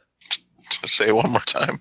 What you think it was? It's 4 damage for 3 mana, and it says that you don't gain the life this turn. Oh, dang it. See, you can see it too. Yeah. It was played around this time in Standard. I've cast it multiple times. Yeah, it's awesome. It was great to cast in response to Lightning Helix. You're like, no, but I can't remember the name of it to save my soul. Or locks it on locks it on Hierarch. Yes. In response to that. Right. Yeah. Flames of the Blood Hand. That's the one. There you go. Love you. Dark side. But yeah, I don't... Anthem of Rakdos really wants to be neat, but it's not. Like so many other Hellbent cards, it's just not good. Yeah. It's fun. it's very all in, Even but- its normal mode is pretty fun. Yeah. That is But- true. Its normal mode is kind of neat. But okay, how about Simic then? Doo-doo-doo. I love Cyto's shape, Yeah, you but do. it's rare. Clone effects in general are rare. The two that I think, have the best chance are one of Dirk's favorite creatures of all time, because also one of my favorite creatures of all time. The bottom two cards. I And don't I really- think the Sky Swallower is mythic. It's a straight rare. You don't think the Simic Sky Swallower is a mythic? How come? It's not a game changer. It doesn't cause Yes, a it major is. shift in the board. I mean, it's Really? a big creature, but It's a big creature they can't remove except with non-targeted removal. I mean, it doesn't have the words "you win the game" printed on it, but I mean, we've gone through and said that there, just because it's a big creature, I mean, it has really good abilities on it, but it's just a really good rare. That's all it really is to me. It's not mythic. There have been creatures that, like a lot of the mythic stuff, Experiment Kraj, we said that's not as big as that, but it's mythic because of the special abilities it can do, because it can manipulate the game. The Sky Swallower hits the board and is just okay. You can come just throw on. stuff in the way of it. It's just it's it like has the- trample. I guess you can throw stuff in the way, but well, again, I mean, all you have to have is something big that can fly, and you've stopped it. Or you just need to have something really big that you're attacking with, and the Sky Swallower could probably jump in front of it. It doesn't really change the dynamic of the game, though. Guys, I think Dirk's got us on this one.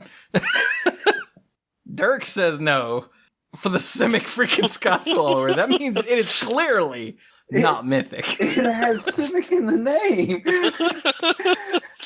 I mean, I know it feels like that. Really, you're not gonna, but no, it's just a really good rare. It doesn't change. It doesn't cause a big shift in the play of the game. It's no different than if I were to drop the Sky. What's the big green guy? The skyscraper. Simic Sky Swallower. Sky Swallower. No, It's no different if because The I mean cloud he goes in. scraper. Doesn't he? Does he have Croson- trample or does Croson Cloud Scraper does not have trample. No, Okay, he's just a big dude. Well, how is he different than this? I mean, he's bigger than the Sky Swallower. But you can't target the Sky Swallower. Well, I know, Like- but I mean, if I come rolling up with the Sky Swallower or the Cloud Scraper. this Cloud Scraper, I know Cloud Scraper, Sky Swallower, but if I roll up with the Cloud Scraper, then there's nothing the Sky Swallower is going to do. He can jump in the way and get plowed under. And the So can Cloud Scraper is definitely not a mythic.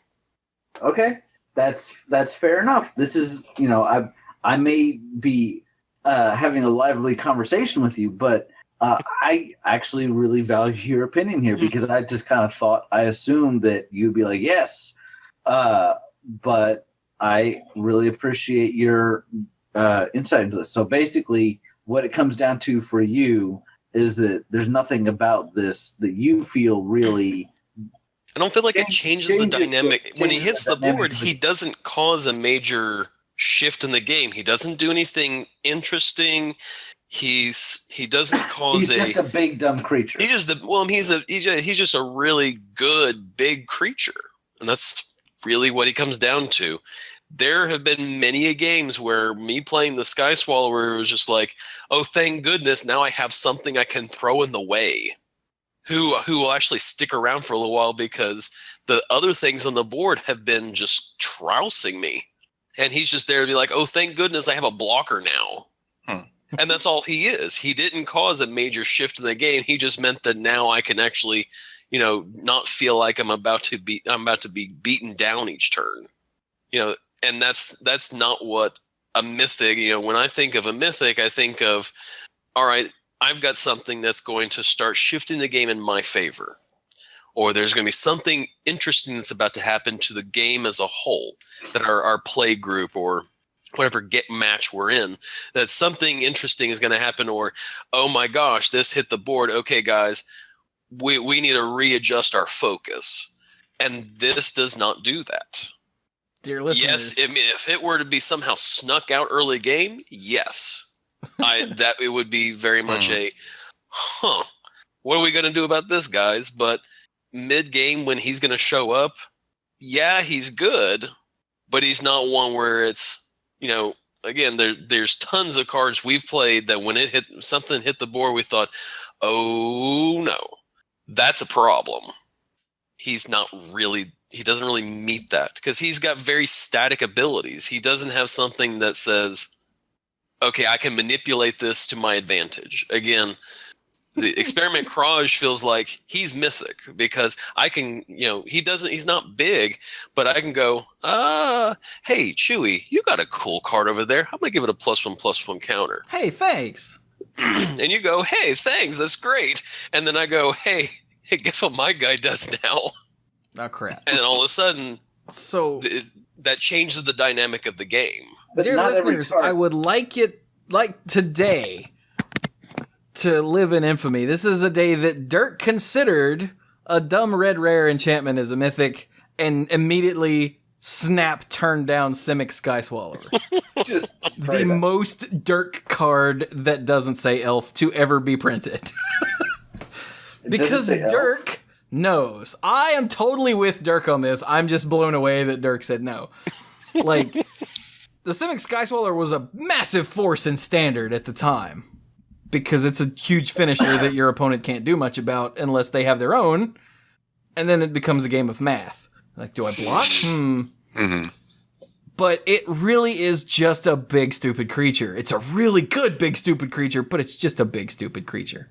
And there's nothing especially mythic-y, fancy or mythic-y. The Shroud is the only thing that really makes it mythic-y-ish.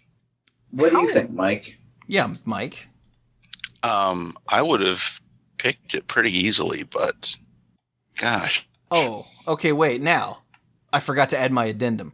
Given the other crap that's in Simic, then I would totally pick it as the mythic if I had to. Yes. You mean you wouldn't have picked Omniban? No. The Omnibian. Let me. But the Omnibian's really cool. Omniban. You're banned. You're a frog. You're banned. You're a frog. The thing is, I mean, part of it is part of that discussion. I mean, the points Dirk makes, they also cause me to go back and question a lot of other things that we've said over the course of this episode, over the course of this series. I don't know about over the course of this episode. What else did we say was mythic just because it was big? Well, I think when we were doing the base colors, there were things that we said, well, this would be it in that color. There were a couple big things, but they also had big abilities. Like the Tidespout Tyrant but they also had big, like, game-altering abilities. The Stalking Vengeance was, a so-so for some of us, but has a arguably fairly big impact. And the Hulk is definitely a big creature that has a tremendous ability. So being big by itself is not what should make something mythic, unless you're talking about like a 12/12 for 2 mana. None of us jumped on Avatar of Discord for mythic, right? Yeah, no, not even slightly. But let me go back and do this. If we're looking at Dissension itself, the Sky Swallower, I think, would be a good argument case for mythic. If we're looking at it now in the whole of what we know in terms of mythics and all of that up to this point, I don't think it meets the category of a mythic. But during the time of Dissension, I think it would have a very strong case for being mythic.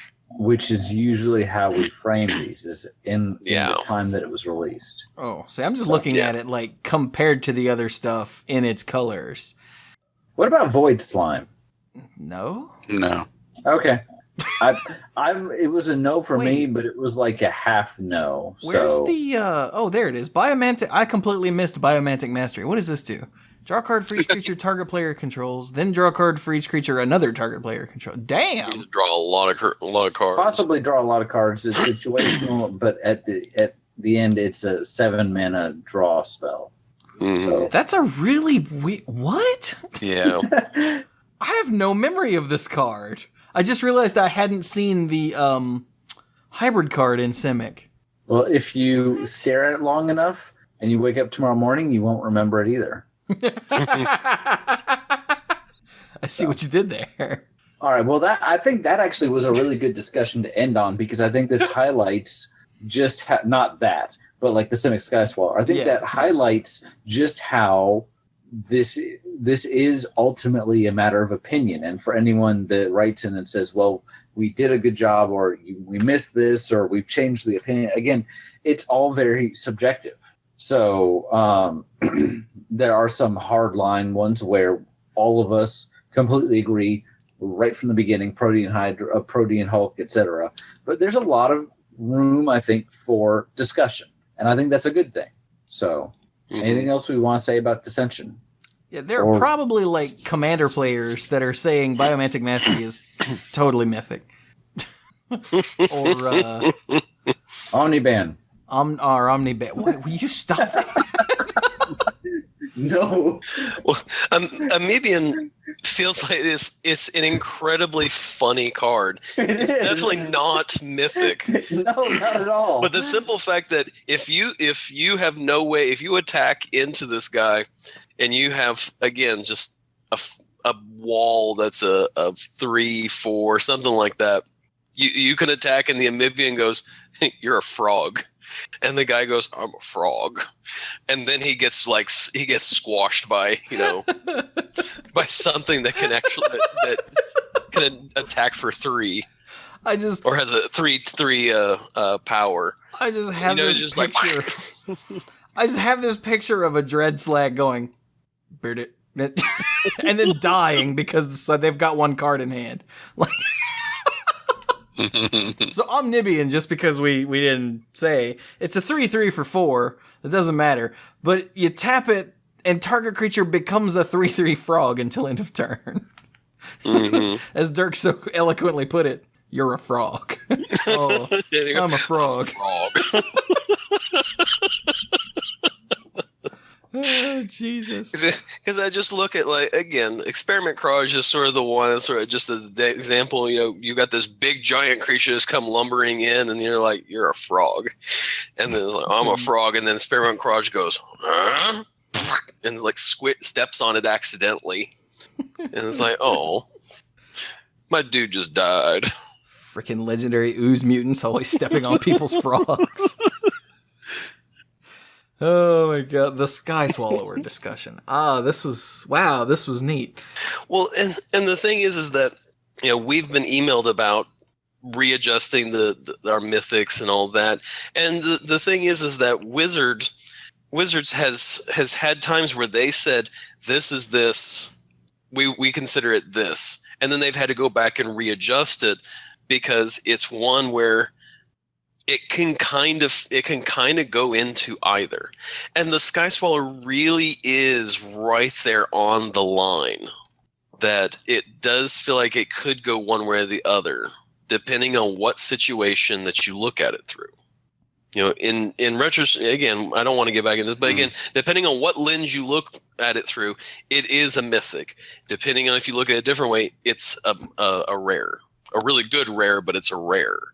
And that you have a lens that you need to look at through that determines whether or not it's one or the other. And that lens is shaped differently over time as Wizards, Exactly. changes things. Yep. Yeah. So, how about we wrap it up then? Sounds good. So let's see. Hey, Dirk. How's the new job? I feel like I needed a little bit more time to sort of prep for it, but so far it's not been too bad. Today was the first official day of school, and I think it went pretty well. We'll have to see as we go if I still have that opinion of it. I already can tell that there's a lot of work I've got to do in the not too distant future to stay on top of the class. So I'm going to be busy this semester. I can already see that I'm trying to get my biology curriculum back together, and I've never taught anatomy and physiology, so I have to make sure that I'm ready each day to do that one. So yeah. But I'm kind of looking forward to next semester after I've had a semester of, oh my gosh, so that next semester I can go, all right, I've sort of got a good framework, a good foundation laid. Now I can build on that and do better. Yeah. Nice. Cool. And it beats being unemployed, right? Anything beats being unemployed. Especially with kids in a house. Hey, you got a house. Mm-hmm. I was there. I know where you live. Sort of. I could maybe find my way back. I'd have to go to Brian's house first and then find my way back. Follow that tingling sensation in your palm. That's how I got to your house. Oh, in my palm. Dude, it was a nice large slice of wood in my hand. Mesquite. Do what? Right. Nothing. And with that, I'm gonna go ahead and sign off and head to bed. Word. Well, good night, Zerk. Good night, everybody. Not you. Man, screw Dirk and his giant piece of wood in my hand. But I'm really just impressed that it took you that long to realize it was there. and I just saw it. I was like, oh, look at that. I think that's a splinter. I actually cut it out of the Brawling with Buddies video because like I was waiting on my opponent to do something, and I just looked down and I was like, I think that's a splinter. Holy crap. But yeah, it's pretty big. Anyway, so what else? Who's next? What's going on? What? I mean, I can go next. So work's been a little crazy lately, but things seem to be settling down, at least for now. In 2 weeks, things will be even more nuts than they are now. For those that play Hearthstone, I'm looking forward to the next set and actually trying not to really see too much about it, in part because I want to be a bit surprised, and in part because I'm sorry, but Blizzard just does not do a good job of making their previews accessible. With Wizards, even in ever since they've had the card image gallery, it's been one place where you go to look at everything. But then now that they also have the daily update, it's like, hey, in case you didn't even know, these are the other previews that have been talked about today, and then these are ones that you may even want to look for this evening. They put it all out there because, surprise, surprise, they want to make it easy for you to find their previews. And maybe I'm just not clued in with Blizzard. Maybe there's somewhere where I need to go. But I think they put them all on the Hearthstone Facebook page. Which They hate. do. They I put stuff hate. on there in a Facebook album, but they don't keep the website updated Yeah. for some reason. And the Facebook one, I mean, a couple days ago, I went on there and I saw that they had put up another of the Death Knight heroes. I'm like, cool. But all I know is what's written on the card. I have no idea, like, what the new heroic ability is. So Yeah, sometimes it takes them a while to post that in the comments. yeah, so I'm just Wait, they have different abilities? Yeah, when you play the when you turn into a Death Knight, you get a new ability. I have never. I've only seen 2 of them, but I did not even know that because Blizzard is bad at that. the hunter one that they illustrated in the opening movie when they announced this about a month ago is the hunter one is you take 2. You discover a beast, and then you discover another beast, and you get one beast card that is really both of those cards mashed together. Yeah, you basically just add them together. Yeah, including their cost. But so let's say you pick, I don't know, a web spinner and the alpha wolf. You're gonna get a 3/3 for 3 that has death rattle, get a random beast, and adjacent minions have +1 attack. Huh. And that's at the most basic level. And I think that's cool. So when I pulled this particular Deathstalker Rexar up, I found a picture of Build-A-Beast in the combo, or in the comments, posted by some rando.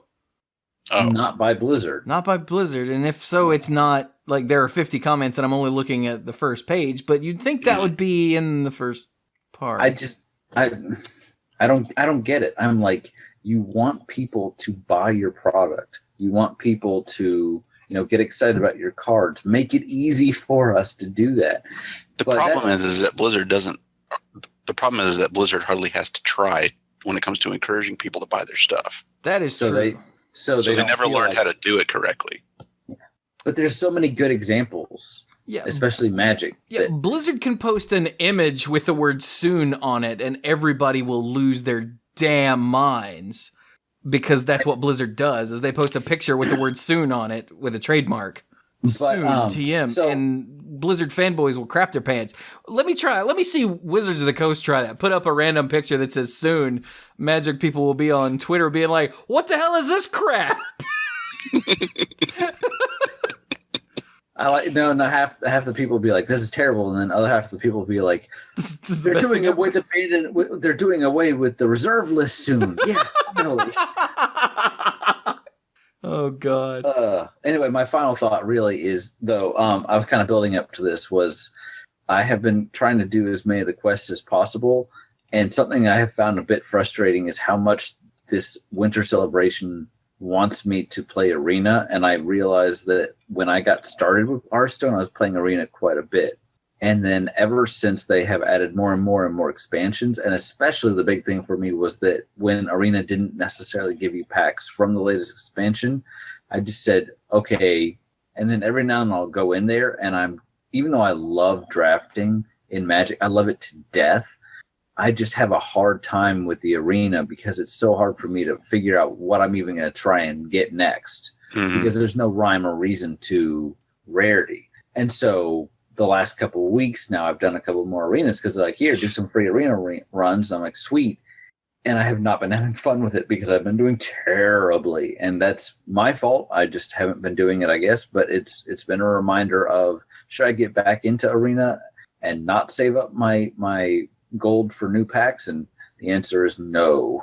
I've got over 5,000 gold, and it's all earmarked for new packs when the card set comes out, which, having gotten through a couple of events so far, I've got you can claim these packs when the new set comes out. It says mid-August. We knew it was going to be August. They're now saying mid-star August. So hopefully, my guess would be sometime. And I think the star indicates a footnote that says something like packs will be openable before August 31st or something like that. I think that's actually, I'm pretty sure what it says.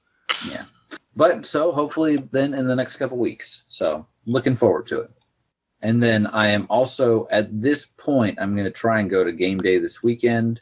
And I've kind of narrowed it down to 2 different deck choices. And if I go, which is not a set thing because I have to see how the weekend's looking. But if I go, then I will report back about how I did and how much fun I had and all that good stuff. Nice. So that's it for me. I would like to post a neener addendum to Brian's thing here. In the first arena, the first free arena. By the way, listeners, in case you don't know, Arena is the Hearthstone answer to drafting, where you pick a class, and then it gives you 3 cards and you pick one, and then it gives you 3 cards and you pick one, it gives you 3 cards and you pick one, and you have to try to craft a deck that makes sense out of this. Okay? Right. And as part of the lead up to the Frozen, what's it called? Knights of the Frozen Throne? Yeah. Knights of the Frozen Throne. Expansion. They've given you, at least today, I got another one, or yesterday, something. Right now, they've given us 3 free arena runs. Here, go play Arena. All right. And you get 1 free win. Just here, we take pity on you people, so get a free win. So now everyone starts at 1-0. The way Arena works is you either get 12 wins or 3 losses. Whichever one comes first, you're done. So my first run, which was the first arena that I'd done in months, I was just going to pop open the stream and stream it real quick. And then go play like Overwatch or something else. And ended up going 10-3. I was like, holy crap. And then the second one, I was like, well, I guess I'll stream this too. And ended up like, I think it was 3-3. Might have been 4-3. It wasn't good. It wasn't good. Now I have another one, and I'm like, I wonder when I'll stream that, because I might as well stream it, because why not?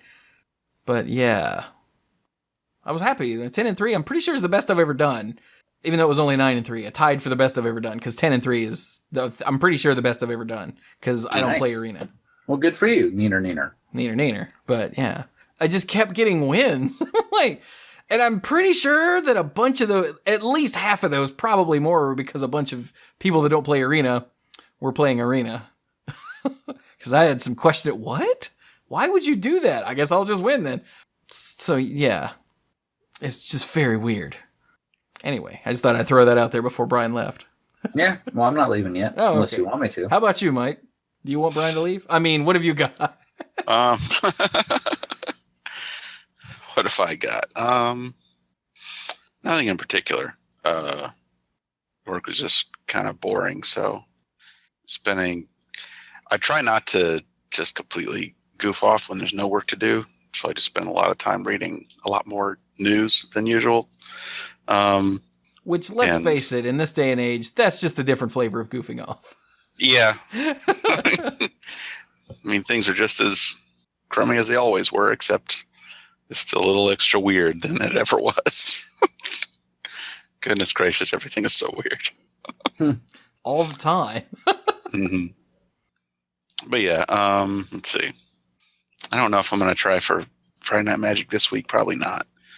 I saw a cool list for a blue-red Delver deck for Modern that played Cryptic Serpent that looked really cool. Which one's that?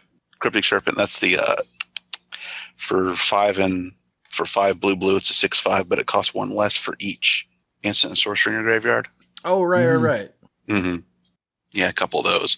So basically, you cut out the black, and you still get to play something a lot like Gurmag Angler in the Cryptic Serpent. Yeah, and by cutting out black, you also make your mana base more resistant to Blood Moon, and you can also play Blood Moon now. Oh, that's cold. Mm-hmm. But yeah, I haven't actually sat down and tried to see what I have and what I would still need to get to finish putting it together. But I'm probably not going to bother. At least not this week. Well, because you'd have to do it now. Yeah, no. I mean, it wouldn't take too long to determine whether or not I had any given thing, because everything's sorted by color and alphabetized and whatnot. Oh, neener. I would know where to look for everything. Rub it in, why don't you? I know where all my cards are. Well, yours are on those bookshelves, right? Yeah, those are.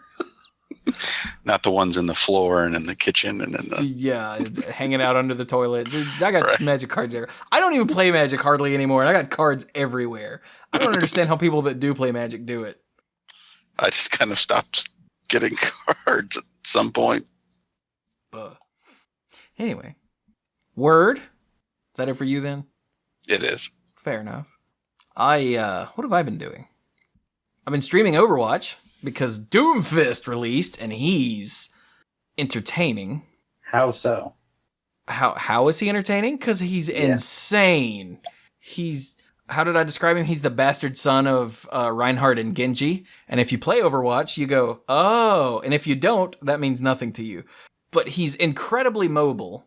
Like, he's got like a Super Smash Brothers style triple jump. Like, he can jump, and then he can rising uppercut, and then he can seismic slam, and it's sort of like a triple jump. In fact, I had to use 2 of those to keep myself from falling off the edge of a particular map several times. Nice. And he's also got this like charging. Well, you charge it up, as in the longer you hold it, the stronger it gets, and it charges forward. It's a rocket punch, it's called. And that thing can kill squishy heroes in one go, especially if you slam them into a wall. But you don't have to slam them into a wall. It still does massive damage when you hit them. And he's got a knuckle shotgun that reloads itself slowly, automatically.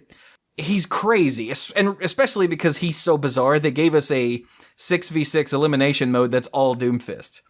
So it's 6 Doomfists versus 6 more different Doomfists, and it's such a trip. and everyone's learning how to use him. And you can tell that when someone knows how to use a Doomfist because their team wins. But I keep playing Doomfist with new people. So I played the second night Doomfist was around was the first time I played it with. I played with him with Stephanie from the Ladies of Lore over on Caps, well, Lair of Lore on Twitch. Stephanie's one of the ladies that does the D&D Ladies of Lore campaign. Mhm. And she and I played with him the second night he was available. And then I played with Cap and Haley. And then I played with, I think, Billy. Did we play Overwatch? I think so. And then I played with Bill, Squee. And yeah, I've first timed with Doomfist with several people now, and it's still fun. So yeah, that's what I've been doing there. I've been playing Heroes of the Storm, trying to keep on top of the daily quests. Overwatch. I haven't really paid any attention to the Frozen Throne cards. One, because they're a large pain to track down, like Brian said, and two, because once it doesn't matter. Like, I used to watch for older sets, I would watch, like, the people reviewing the cards as they came out, and I realized that nobody that reviews Hearthstone cards knows their ass from a hole in the ground. I still remember all the people that said Dr. Boom was terrible. And all the people who said, oh, this card's going to be amazing, and then it sees play for approximately 20 seconds, and then nobody ever plays it again, even in Arena. Like, and especially because people are like, this card is worthless, and then 2 weeks later, a card gets previewed that makes that card amazing, but they don't address that at all. Mm. So I've stopped caring what other people think about Hearthstone cards, which means essentially what I'll do is when the full set is revealed, I will flip through it and get a feel for each class, and then when I open my packs and do the card review, I will formulate full opinions there.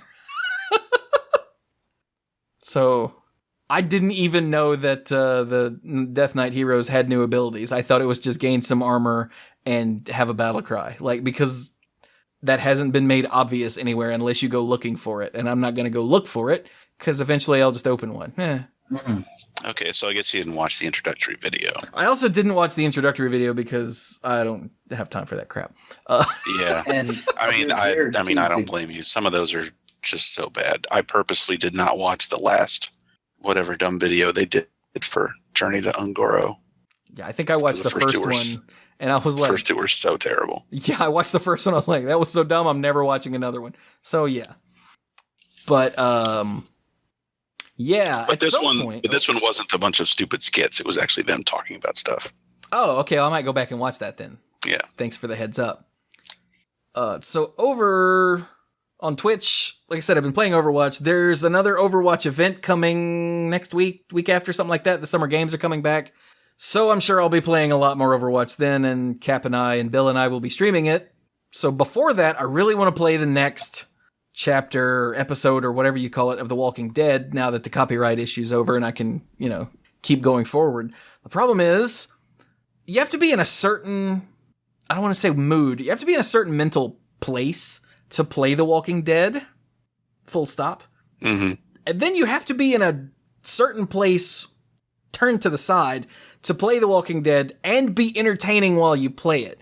Because I love The Walking Dead. It's a great game with a capital G. Great. But it's depressing as hell. And trying to be entertaining playing a point and click game takes a special amount of energy. Yeah. And because the point and click game, it's so very matter of fact and text based and story based that all of the most of the entertainment comes from me reacting to it rather than the game itself, Right. And it's hard. You have to be in the right place, and I haven't been because the driving job has been running me ragged the last couple weeks. So I get home and I'm like, all right, I need to stream something. I guess I'll stream this Hearthstone arena because at least then, the cards do some of the work for me. Or I guess I'll play Overwatch with somebody that hasn't played Doomfist because then we can laugh at them playing Doomfist. Awesome. So yeah, but I really want to get that done, or get the next chapter played at least in the next week. Possibly this weekend, I don't know. I was going to do it when I got back from helping Dirk with Brian, and I just was not feeling it, at all. Mm-hmm. So, yeah. But I'll get to it. Don't worry. Speaking of things I'm getting back to, I started Rogue Legacy again. Finally, the first of those videos went public while we were recording. And then today I recorded 3 videos of a little game called The Park, which is it's a walking simulator style game. You know what I mean by that? If you're a game player, then you know what that means. It means that essentially you're just walking from point A to point B while things happen, or, people are talking or something. But this one is a horror game, walking simulator, that's pretty good at creepy and has enough, actual scares to keep me on my toes. I couldn't finish it. It's pretty short. I couldn't finish it because the camera battery ran out, and then I had to eat, and then it was time to record this. But I got 3 out of either 4 or 5 videos done. So those will start going up over the next few days. I got another Left 4 Dead that's going public tomorrow. All kinds of stuff going up. The Park was a gift from Corey, so thank you very much for that. He's Apple Cork over on Twitch. He's always there hanging out. So thanks a lot, buddy. He sent it to me like ever ago, and I finally am getting around to playing it. So yay! So that's stuff to look forward to on YouTube, other than the usual podcast, video versions of the podcast, and what's the thing I do every week? Tavern Brawl, Brawling with Buddies. There we go, in Hearthstone. So yay, that's fun. So if you want to find us on all these places, it's the Mana Pool. We're Twitch, the Mana Pool, YouTube, the Mana Pool, Twitter, the Mana Pool, Facebook, the Mana Pool. So it's what we are. It's just all play. The website is themanapool.com. All these places is where you can find us. I clocked my teeth together. Ow. And yeah, so go follow us. Check us out. I try to stream on Tuesdays, if no other time. I really want to stream some this weekend. Once I'm done with The Walking Dead, I'll be streaming Overwatch during the entirety of that event, I'm sure.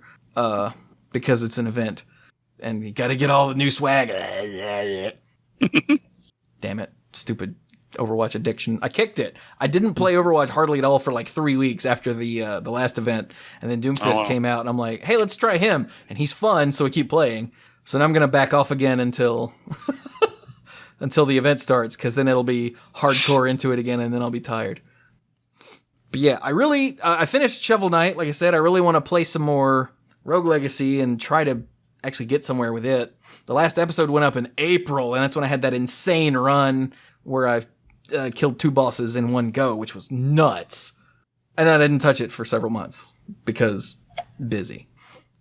So I want to knock some of that out. Knock a few of these shorter games like The Park. It's only like 2 or 3 hour game. I want to knock that out. Check it off the list, stuff like that. And then I'm going to start another long-running series of some sort. I'm thinking Halo Wars, because I don't have StarCraft. So I'll play not StarCraft. Because it's essentially what Halo Wars. It's not StarCraft, let's be honest. You got Marines, you've got the Covenant, which is a bunch of aliens, and you've got the Flood, which are the Zerg. I mean, let's not pull punches here. But I still love it. And I played the heck of it on the 360 a while ago, and I could totally play it. Missions are fun. Anyway, that's just something I'm kicking around. I don't know yet.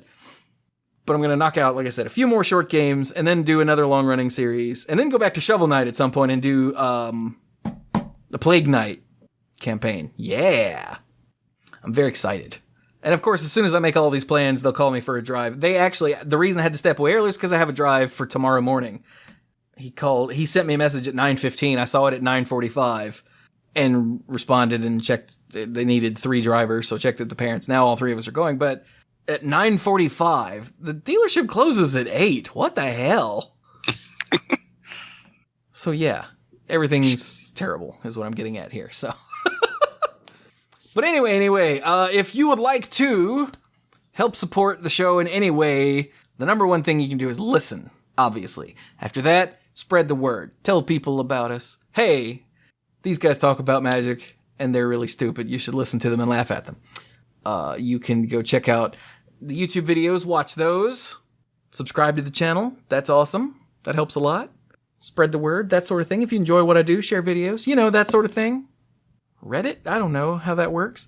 You can come watch Twitch streams, watch the social media. Whenever I go live, a notification goes out, and I always go live and leave it with a starting soon for 5 or 10 minutes, sometimes more, depending on things that catch fire in the house. I never restarted the dryer. Okay,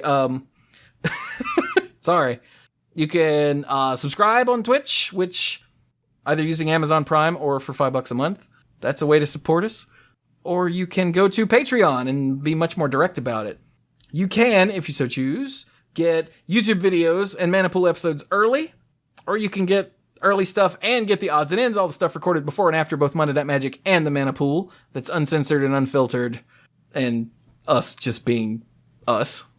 And you can get that, the early stuff, and get your name on the end slate for every video that goes up in each month that you support at that tier. All of these are very much appreciated.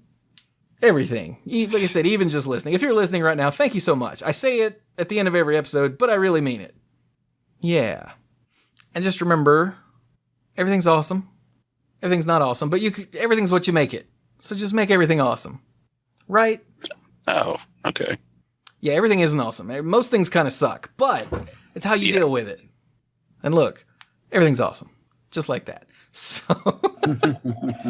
but really, thank you all so very much for watching. This has been, what did I say? Episode 473 of the Mana Pool. Yeah, hell yeah.